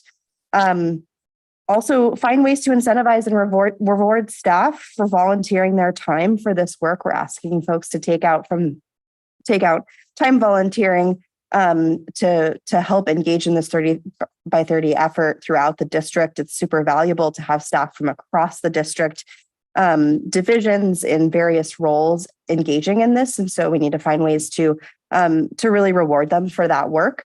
And then also build trust through follow-up. We need to be responsive when staff engage to ensure that they feel heard and that they continue to want to engage, and also recognize when staff has valuable ideas and give them some recognition. So that is a summary of the conversation we had about employee engagement. And thanks for those that helped with that.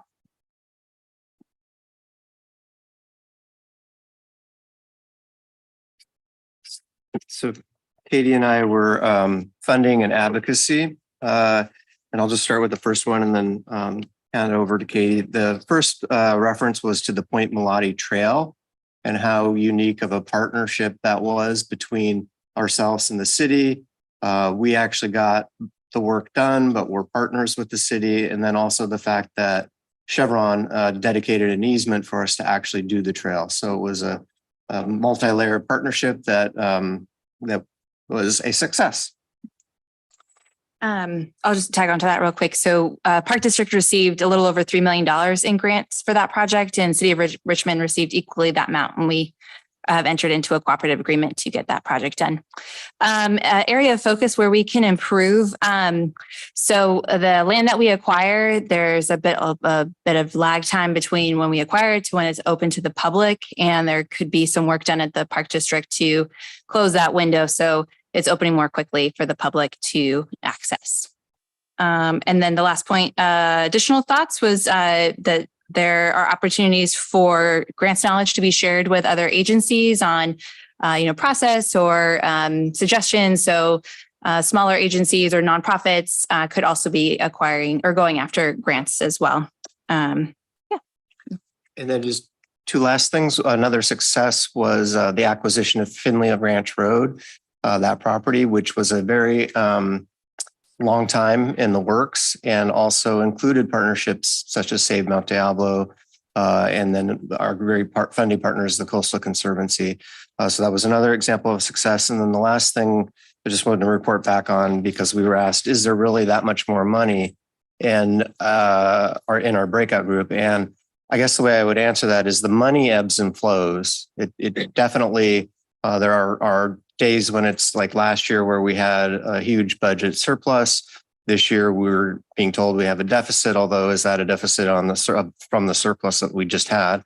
But regardless of what the funding levels are, the opportunity for funding and being able to qualify for funding is more and more widespread when you look at this space in terms of resiliency, mitigation, adaptation, and dealing with the impacts of climate change. So I would say in general, we're able to qualify for more. We don't always know how much money is going to be in the total pot, but it's trending in the right direction in terms of qualification.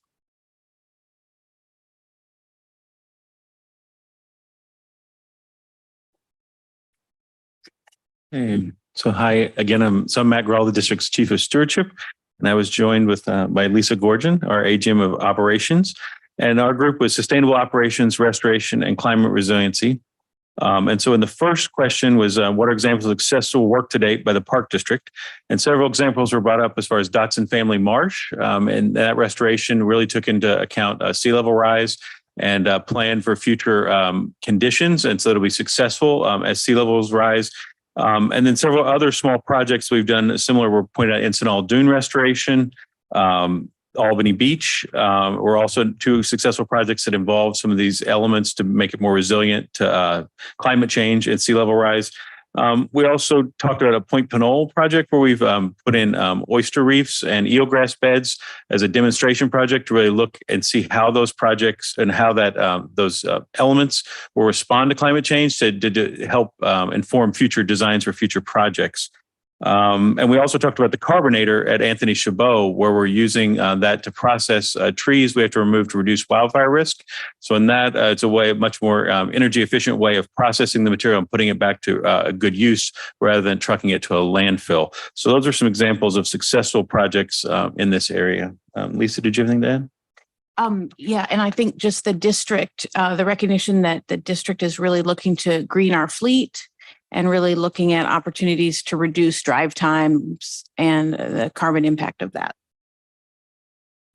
Okay, so I'll transition to the second question, which was in this focus area, where can the district improve and how? And so we had some really great discussion around this, specifically working with our partner agencies that often have storm drains that go into the marshes and creeks that the district manages.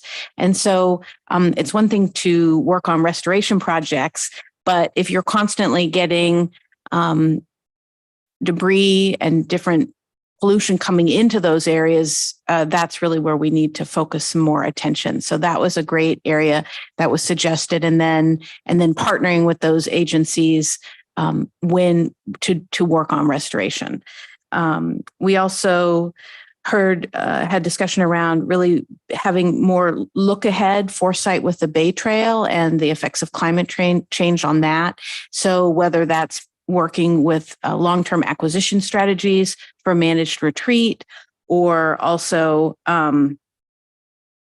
looking again at planning. So there's the planning part of it, and then the actual acquisition or redevelopment of the infrastructure. And then finally, how in this focus area, where can the district improve and how? This is also, I think, will bleed into the next question, but just really having a better understanding of, like, we know we need to plant trees.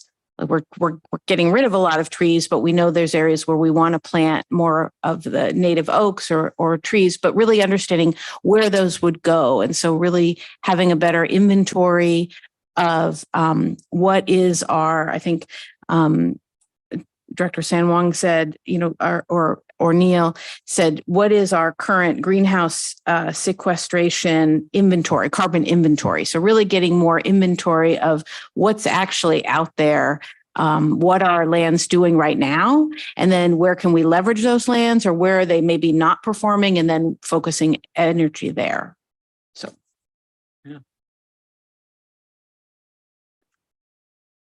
Hey, yeah, so I think that covered it on the second one. And so then what additional thoughts? I mean, several other things were suggested was around, continuing fuels management and reducing wildfire risk. And then that really ties back into the question of planting additional trees and then long-term restoration for climate resiliency.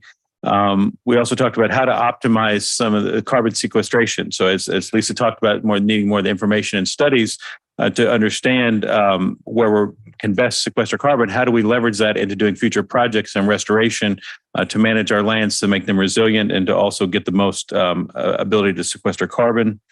So I think that was what it. Lisa, do you have anything to add on what additional thoughts?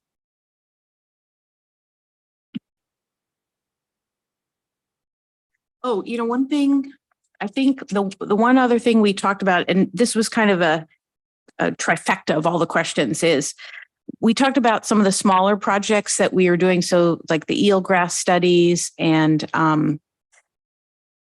Encinal Beach, and where we've done some restoration work. And the thought is that with some of these smaller demonstration projects, they're not these large scale, but they're sort of they allow us to be more, respond quickly and be innovative. And then because we know there's so much change and variability that we're trying to respond to with some of these smaller projects, we're able to learn from them and then sort of take those to do bigger projects, or maybe say, well, it didn't really work. And so, and to move on. So I think that sense of innovation came through.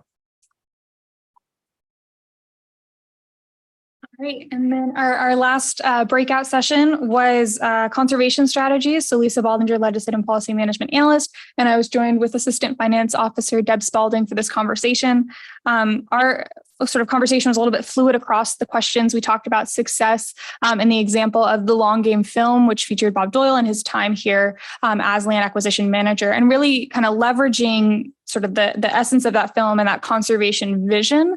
And there was interest by the group to learn more about how our acquisition team is prioritizing their different acquisition sites, what factors are being taken into account for that, and how are we ensuring high priority conservation zones, wildlife corridors, and others are being protected. The group also spoke about sort of that balance in conservation of housing versus conservation, and how there's opportunities for both in the Bay Area, but that maybe understanding why a certain wetland needs to be protected, what the value, what the carbon emission or carbon sequestration and other values of that wetland are through analysis could help create a trade-off of sort of understanding, well, maybe the housing goes up rather than on existing wetlands. And so that was also discussed, and what the role of the park district and the scientists at the park district can play in helping to inform some of those planning level decisions. There was conversations around access and the need for closing gaps in trails and understanding what that benefit is, how many more bikes, pedestrians, and others could go through those different areas if those gaps were closed. And then let's see. And then sort of a lot of the themes that have been reflected, understanding a strategy for opening the lands. We have land bank properties, and really thinking through when we open that land, how are we ensuring that the access is balanced with the conservation and protection of biodiversity? And so with that, that concludes our breakout sort of report backs.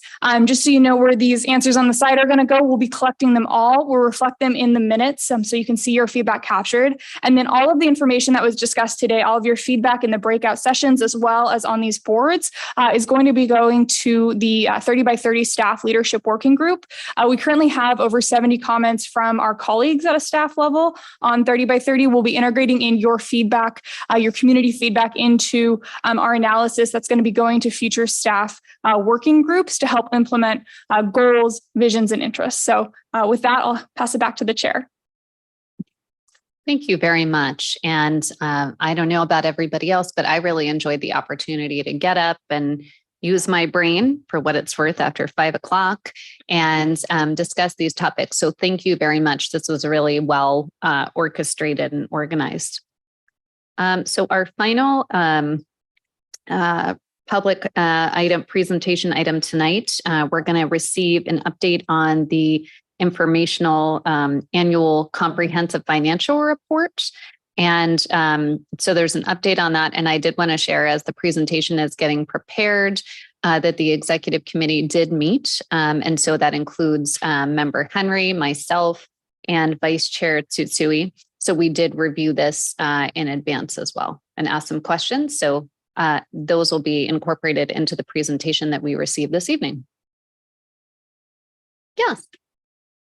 I just wanted to say, remember you guys just talked about doing maybe some community explorations to share about 30 by 30, but what's coming up in every city is National Night Out. So you guys may want to partner with police departments and get a booth there and talk about it, because those are heavily attended by public in all cities. So that could be a good public event for you guys to work at. A great suggestion for community engagement. Thank you. And just off of that, the Park District is having a national night out. Did I miss the announcement about that? We are having one at Lake Chabot for the first time. Oh, So I didn't know. we can get you that information. But Thank yes. Yeah. Well, good evening now. I'm Deborah Ocker again, the Assistant General Manager of Finance and Management Services and the CFO of the Park District. I'm going to try to be brief, but I'm going to go over our annual comprehensive financial report for the year ended December 31st, 2022. So we're on a calendar year, which is a little bit different than some governments. I'm also joined here by Kim Belingit, our accounting manager. Kim, you should come sit up here. She's going to answer any hard questions you have for me. But she really is orchestrates all of this work. And, we have a independent audit firm that audits us every year. Really, it's state and local policies that require the Park District to undergo an annual independent audit. So the district contracts out. Currently, we have Brown Armstrong as our auditors. And they have completed the audit of our financial statements. The financial report, I hope you got through the link on there. I didn't give you the exact link, so I apologize. But if you click around, you can find it on our website, the full report. And it's broken down into several different categories if you had a chance to look at it. It has an introductory section, an audit opinion, which I'll talk about in a minute, a management's discussion and analysis, which is a little bit of a narrative. And then you get into the numbers, and there are several financial statements that I'll go over. Then there's the notes to the financial statements, some supplementary information, and the statistical section, which everyone seems to find useful because it gives 10 years in some cases of history of different things. So as I mentioned, we have our independent auditors, and their job is to issue the audit opinion, which is acknowledging that the financial statements are presented fairly in all material respects in accordance with the generally accepted accounting principles, right? So they give an opinion. They gave us a unmodified or unqualified opinion. So that's a clean opinion. It's the district staff's job to prepare the financial statements and to also design and implement internal controls that are relevant to the financial statements. And here at the district, we do have many strong financial fiscal policies and procedures. The board has adopted many of them. And so we're very proud of that history of fiscal responsibility here. We also every year for the last 22 years have submitted our report to the Government Finance Officers Association. It's a US and Canadian organization covering all the US. And we've received this certificate of achievement stating that our financial report is, doing what everybody wants it to do. So we're very proud of that. The first statement that you come across in the numbers part of the financial statement is called the statement of net position, similar to a balance sheet. And this is just one way of looking at the history of how the Park District has grown. So this is a bit of like, what is our equity in the Park District if you were to compare it to a private company?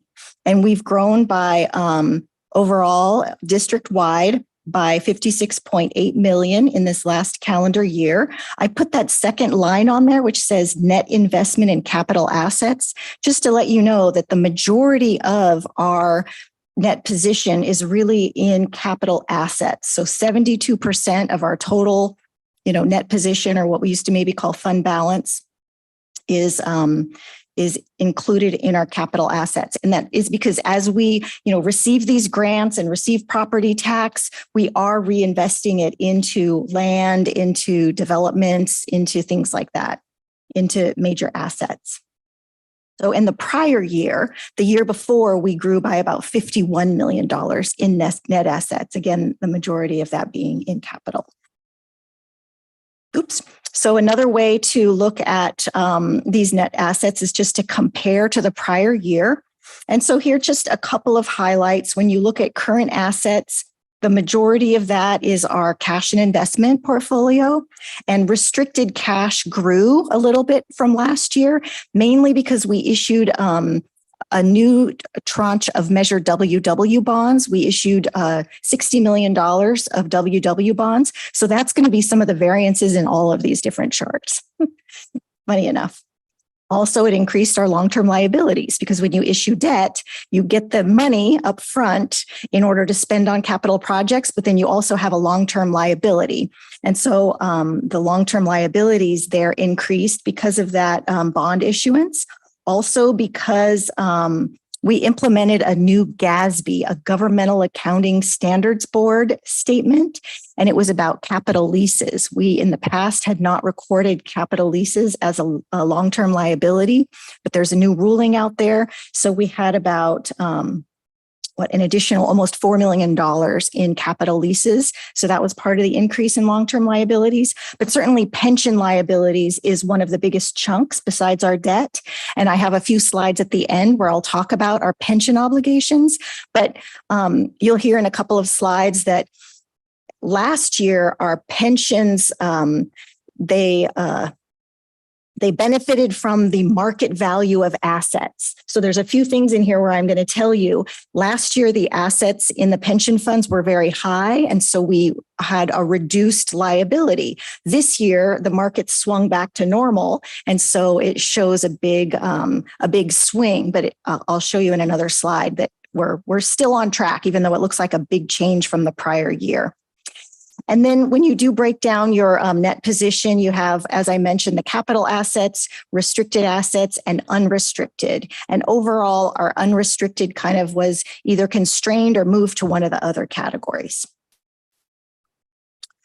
So the government-wide, right? This is all the different funds of the district. Again, this is the changes in net position, which is kind of the revenues and expenditures in a new way of reporting it. And it's interesting, you had asked the question to Katie Hornbeck about grants. So we don't really budget for grants. And your question was how much is in the budget. But here, if you look at the second two lines there are related to grant revenue received in the prior year. And that's about 7.8% of the total revenue that was received last year. Remember, grants we may be awarded a grant, but we don't record it as revenue until we spend the money. So it's kind of a matching. So we get the grant award, we say we got all this money, but we're really only when we spend it do we then request reimbursement from the granting agencies and record it as revenue. So last year we had that, $20 million in grant revenue, which equated to about almost 8% of our overall revenue district-wide. So that's good to know. And then also you can see in their grants, they just kind of shifted from operating to capital, but still an increase of $1.6 million on the grant side.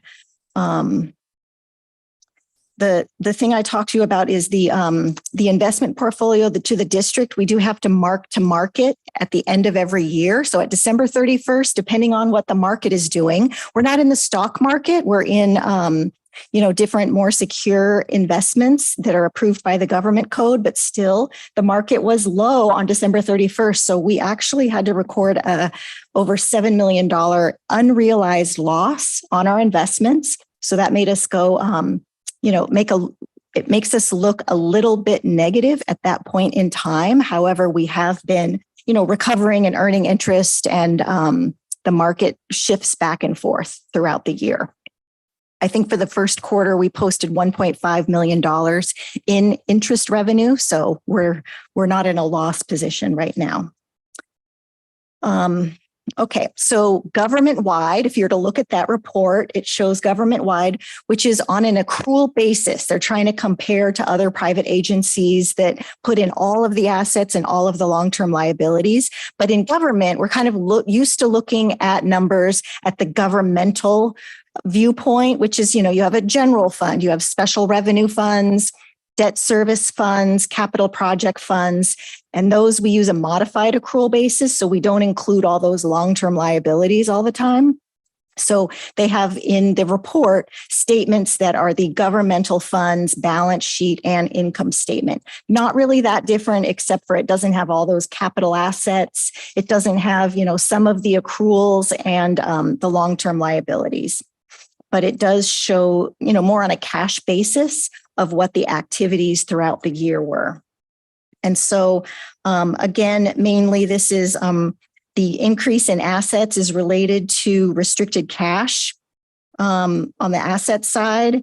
And when you look at the fund balance, right, on the other statement, we called it net position, and now we call it fund balance. You can see that there's a little bit of shift, but in some cases, it's just really the capital projects that we have funds reserved for are maybe more grant-based than they were general fund-based in the prior year.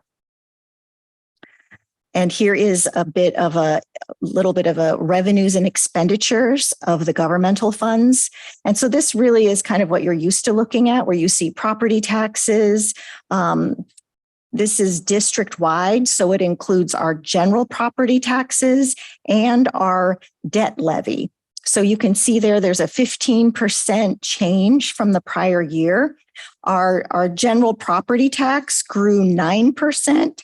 The remaining of that is really our debt levy. So when we issued those Measure WW bonds, we also need to collect more revenue from the taxpayers to pay the principal and interest. So that increased as well. So the bonds, like I said, are kind of hitting all these different categories.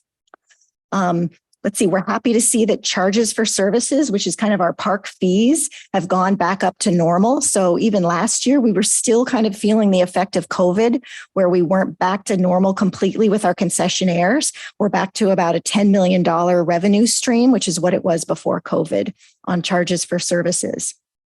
And then again, you're seeing that interest hit on the revenue side from the unrealized losses. On the expenditure side, I just wanted to highlight a few things. We do have the acquisition, stewardship, and development is one of the divisions. They had an increase, they've been working on projects. So there's a lot of spending there that is related to endangered species management, wild land management and the grazing program, and then certain projects that have not yet been capitalized. So, the Coyote Hills restoration, the Roberts Pool project at the McCosker Creek Creek restoration, the Tyler Ranch staging area at Pleasanton Ridge. Those are all some of the projects that were happening during 2022, are multi-year projects. Also in 2022, we had increased our budgeted full-time equivalents, our staffing, by 38. So some of the growth has to do with a little bit of salaries and benefit increases per the MOU contracts, but also the increase in staff. So I say that our budget was increased, so we had the authority to hire more. But then when I show you the budget to actual, I'm going to tell you we didn't quite hire everybody we had the authority to hire. So yeah, that's actually the next chart.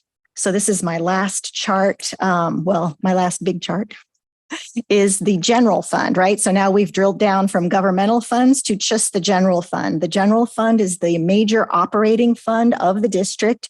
The majority of all staffing is in there. A lot of the just regular operations is in this fund. And so here in the report, it's kind of in the middle of the report on page 103, but we're required to show a budget to actual of how we ended the year.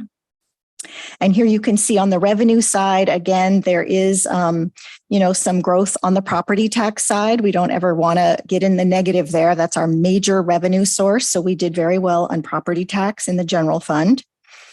Again, I said it was about 9% increase from the prior year. And then, there's a few areas where we were short, but I think we ended up pretty well especially when you take out that unrealized loss. I think the general fund was pretty close to target. Then also on the expenditure side, you can see that there was a variance in many of the divisions. And again, we put forward our budgets with great plans to accomplish a lot. We did have all that increase in staffing, which it takes a while to get staff on board. So even though when I look back at our notes, we hired 108 employees during 2022. We put that in our report. 15 of those were police officers. So even though we speak about, still having some savings in our salaries and benefits because we're not able to get fully staffed. We're a big organization. We are hiring like crazy. We are working very hard at filling all of those authorized positions constantly, but people keep either retiring or moving on. So it's a constant shift. So that's some of the reason for some of the variances on the expenditure side. Also just the maintenance programs.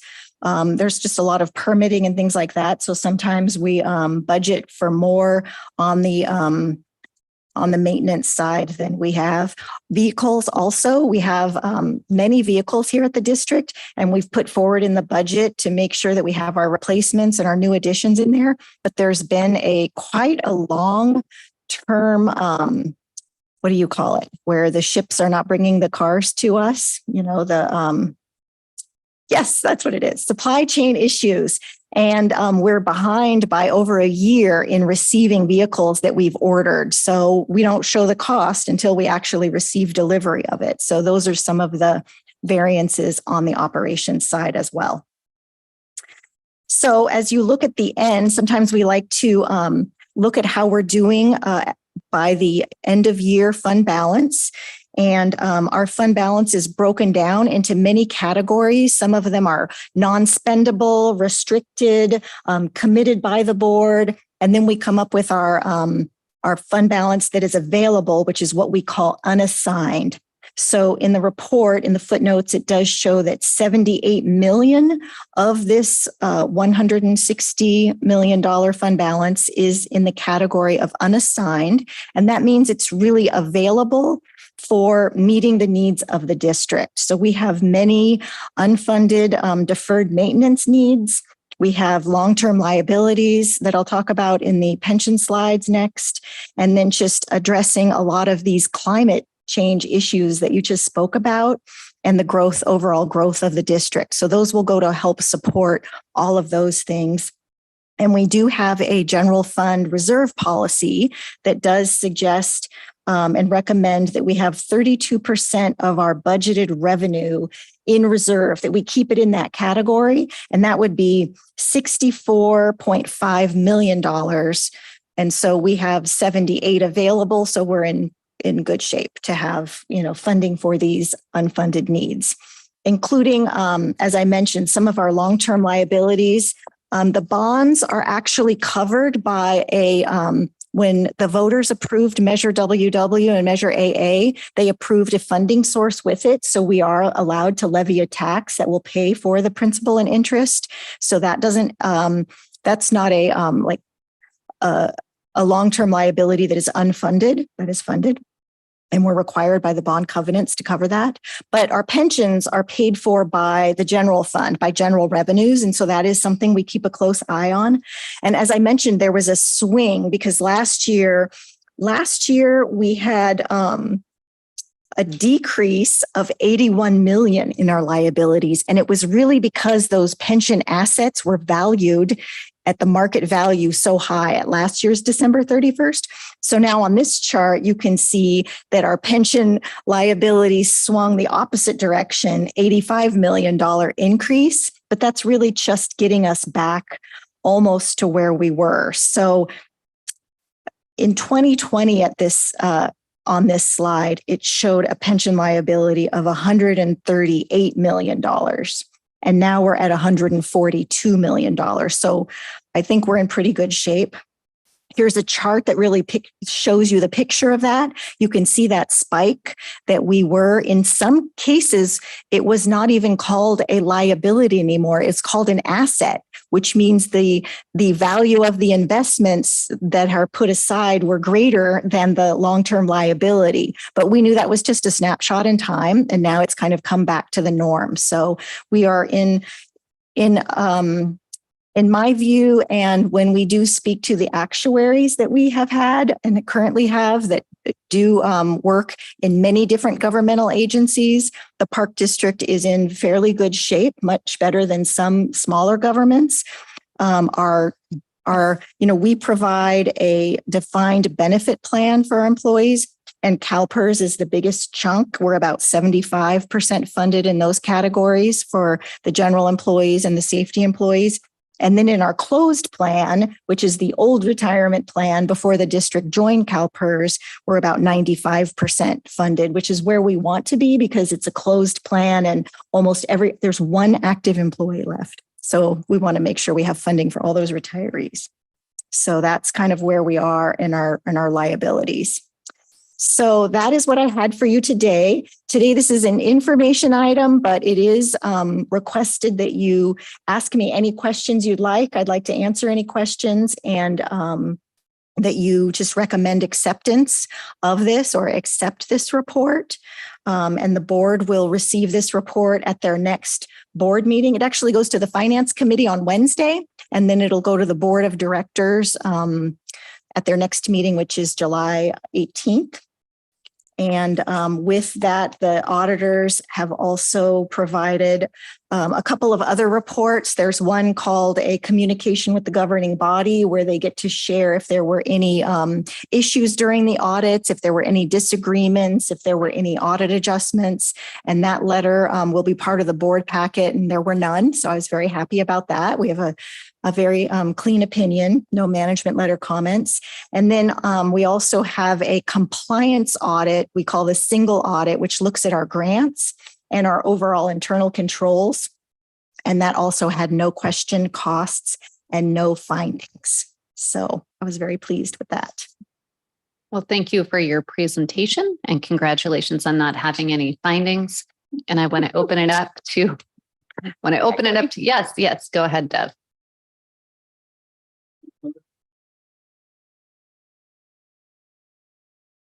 Could you please speak into the microphone just so those watching can hear? I asked if the unfunded liability was on the pension 5%.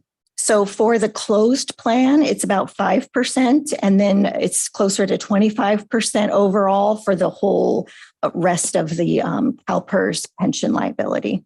Mm-hmm. Other questions? Yeah, Neil. Two questions. One very general. We talked about this a little bit in our pre-meeting. So Measure AA is winding down. wonder if you could say a couple sentences about sort of the process moving forward for deciding whether we need to have another ballot measure and what the sort of timeline is for that. And then, and second, the green bonds. So I know we've been involved in the green bonds for a few years. I wonder if you can give us a little bit more information about how we feel about that. Thank you, Member Desui. Yeah, we had our finance, our pre-meeting, and you did ask those questions. So the district has an authorization in, sorry, my throat is getting scratchy, in measure WW of 500 million. And we're about halfway through that. We've issued about half of those bonds authorized. So we're not quite ready to go out to the voters for a capital bond issue. There are certainly other areas related to maintenance and other things that I think we are, interested in talking with voters about in the near future. But when we have in the last 2 rounds of bonds, did I bring my water up here? I did. In the last 2 rounds of bonds, we did issue a part of our issue as green bonds. And there's a pretty detailed criteria of what is eligible as a green bond. And certainly since we have acquisitions and developments that support green transportation, restoration, all of that, we feel that we are, in a great position to be issuing green bonds. And so in our last issue in 2017, I think we did $30 million of green bonds. And in this issue of $60 million, we did $30 million of green bonds. And every year we do a green bond annual report, which I'll send you the link of where that is on the website. But we do, I think we bring it to the full board annually. The last one was brought forward maybe in November or December of last year. And it does show all of the funds that have been used against the green bonds that are covered that way. Now, when you go to market, you wonder, are you going to get a better rate, right? Because you go to market and you want the lowest, interest rate. And we weren't sure if there was going to be somebody out there that wanted to, have us pay them less for green bonds. And it was very neck and neck. There was a very small portion that had, the smallest benefit of green bonds, but then this last issue, it was not any better than the regular bond issue. So it's kind of interesting. The market hasn't really shifted to be willing to pay for the benefit of green bonds. But I think out on the horizon, there is a lot of what we call ESG strategy implementation, environmental, governance, and what's the other one? social. Yes. So even CalPERS is starting to talk about that a little bit. Certainly the district has adopted ESG strategy in our own portfolio, which just means you're looking for investments that are ranking high in that area. So maybe there will be more benefit for us in the future. Right. And so you mentioned that we're about halfway through WW, but AA is winding down, right? So AA, yes, it has some funding left only for acquisition. And so that is on the land department's radar. When we have funding needs for those areas, we will be expending those. Yep. There's about, I think around 6, maybe probably 12 million, but only half of that is unencumbered. So. Okay, thank you. Any other questions? Yes, Igor. Thank you once again for trying to bring me along. I appreciate the effort. There's a couple of questions I have that mostly have to do with my unfamiliarity with this whole universe of finance.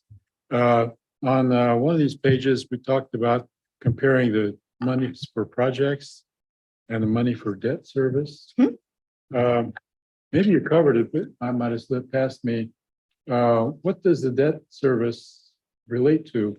And is there a kind of a level that you want to be at? Do you want to be at 0? Do you want to be bigger or smaller? Or what are the incentives for changing them? Yes. So our bonds are really what the debt service fund is, one of the governmental funds, accommodates. So the district has the Measure AA bonds, which are all paid off. And then we have Measure WW bonds. I think, we issue bonds in like 20 years usually. So they do overlap a little bit. And it's the principal and interest payments that are scheduled that are the expenditures in that area. And then the district has one other long-term debt item, which is what we call a certificate of participation, which was for the purchase of our public safety and administration building. And that was issued in 2012 for 25 million. And so we're still paying on that. That's paid for by general funds. We will be coming back to the board when we're ready to do the construction improvements for this building and request authorization for another certificate of participation, which will be paid for by the general fund, not by the additional funding from the taxpayers, to complete the and to do the tenant improvements so that we can move into that building. But so we don't have like a target. I think there are percentages where you don't want to be leveraging yourself too much. But since we only have about $1.5 million of debt service annually encumbered by the general fund right now, we're in pretty good shape. We have some room so that we can issue the new debt for the new building. The other debt is, like I said, it's paid for by an additional levy of the taxpayers. And when that was approved, we said we would limit the amount we would tax them. It's not unlimited, but that we made a promise to the voters that we would keep it at $10 per $100,000 of assessed valuation or less. So on the property tax bill, we're trying very hard to keep within that. It's set based on the debt service schedule that we put forward. So.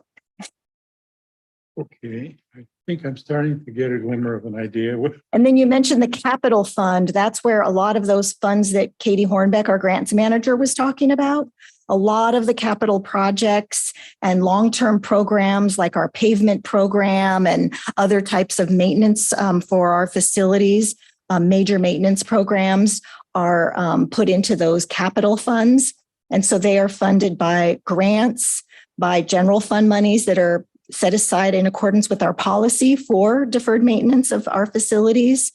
And, sometimes some other funding sources that we have in our special revenues. Okay, and the last question I have has to do with climate change. I was wondering, is there any kind of a mechanism or technique to identify expenditures having to do with combating climate change? Like you can say, this much money of Park District's funds has actually been spent in order to do something about carbon emissions or something else having to do with climate change. We have identified that we don't have a lot on our website that's showing what we've been doing, but we have been working on this for a long time. So certainly we have a green fleet management program where we are actively trying to find vehicles that will work. So I got the opportunity to go out with FEMA the other day. We were doing a site visit to go see where some of the storm damage was. And I had to go up all the way to the top of Las Trampas. The park supervisor was driving, and then all the way back down towards the creek. And I thought, this is why we can't have these electric trucks yet, because they're just not capable of doing that kind of work that these guys do every day. So we're testing out vehicles, and you can see we are putting in charging stations where we can, and we're trying to switch over to electric vehicles where it makes sense. But we're waiting for the industry to come out with something that will really work for our, more, heavily used equipment. To kind of highlight the commitment of the Park District to invest in climate change. I'm gonna pass that question back on to Eric Fuller to see if he can work with the general manager's office to see what we have. I think there probably is some information. Like I said, we haven't put it onto our website to make it publicly known, but we have lots of, like you said, the Green Bond Program, the Green Fleet Program, all of our design standards have been adjusted to make sure that we are looking at sea level rise every time we design a project. There's lots of things we're doing. I'm just not sure if it's all in one place. Yeah, I think it would be really It could be a very major good. plus. Yeah. To show the enormity of what's going on. Yep. By the time you add them all up, it gets, million here, a million there. Pretty soon you're talking real money. Maybe that will be the theme of my next year's budget. Do you have anything to add? Only in that I know that we are keeping track of anything that aligns with 30 by 30 that we're spending, or at least from a grant standpoint side. And I know there is additional information on the website about our work in the space. I don't know that there's a dollar amount included on that. Okay, thank you. Any other questions? Okay, thank you so much for making finance interesting. Thank We you. appreciate that. Thank you so much. Okay, so we are moving on. I don't see item number 6. I see item 5. Oh, item 5. And we had the 3 presentations, so I don't see an item 6. So I'm going to move on to item 7, PAC member comments. Are there any comments from the committee that anyone has? Yes, go ahead. Oh, we'll start with Francis and we'll go around the room.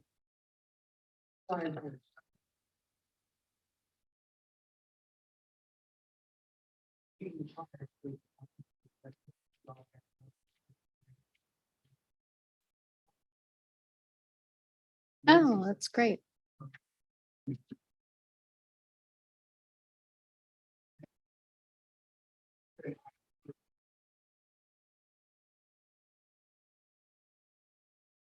Oh, wow. I didn't know that. Thank you for sharing. And if folks could please speak into the microphone in case the public are listening. Anybody else next? Do you have anything? We'll go down the row. Okay. I see Igor looking at me, but I don't know if you. Okay. So we'll move over. I Bruce? just had a request for staff at a future meeting. Could they give us a top line on junior rangers? I'm personally not familiar with it, but obviously there's a lot of passion from a group, just kind of like what's going on with it. Is it being cut? What's historical enrollment been? What is it now? Kind of what's driving all the comments we heard tonight? Just perspective would be great. Thank you. Thank you. Moving right along. Susie?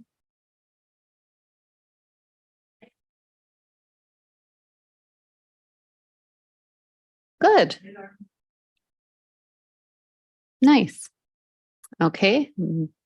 Bob? No. Irene? No. Neil? Yeah, I just wanted to echo Bruce's comment about the Junior Rangers program, and also note that our very own Elizabeth Eccles was a Junior Ranger when she was a child, and so yeah, it would be nice to get a little bit more information about the history and scope of it and what's going on with it. Yeah, I echo those sentiments as well. Just trying to get more information, and I appreciate those that called in to share their passion as far away as Ohio. I think we heard from someone, so clearly the program made an impression on them. So it'd be good to know more understanding, as you mentioned earlier, that you're only mid-year through the 2023 budget. Okay, next we've got report from chair. So you already heard me report out that we have a finance committee now, and I want to thank member Henry for joining and being willing to serve as the finance committee chair. Also, I should say the executive committee met actually. So myself, Neil, and Bruce to take a look at the report that we just heard. But I do want to thank Bruce for stepping up to serve on the finance committee as Marie Arce has moved out of the area. And then the other item I wanted to highlight, a shout out to Yoli Padmore. She actually came out yesterday. The city of Concord, we had our first ever Juneteenth event. And I found out maybe a week and a half ago that I got a booth with my sponsorship of the event. And I thought, well, I can't be there. And I think I know the perfect group that can be. And so Yuli came all the way over to Concord and was there on behalf of the Black Employee Collective, sharing information about Thurgood Marshall Regional Park, as well as the efforts to exonerate the Port Chicago 50. And I just have to say, I ended up talking to people at another event that I was at after that event. And there's a lot of education that still needs to be done, a lot of education. People that are native to this area have no idea about the significance of this event. And so I thank Yuli for her patience and persistence in educating folks, but also want to clearly acknowledge that it is not the sole responsibility of the Black Employee Collective to educate the world about this effort. So everything that we can do as PAC members, I want to encourage us to amplify the work that they're doing, because this is really, it's really critical work. And with that, yes, that's worthy of a round of applause. So I think I skipped board committee reports, but you basically heard it already. The only committee that met was the executive committee. I don't believe we have old business, do we, Eric? No, and I don't know that there was staff comments on there, but all I wanted to say was, no, I just wanted to say we're not meeting in July, so we don't meet again until August. Okay. Well, then with that, we will adjourn, and we're just shy of 3 hours. So thank you, everybody. Good job.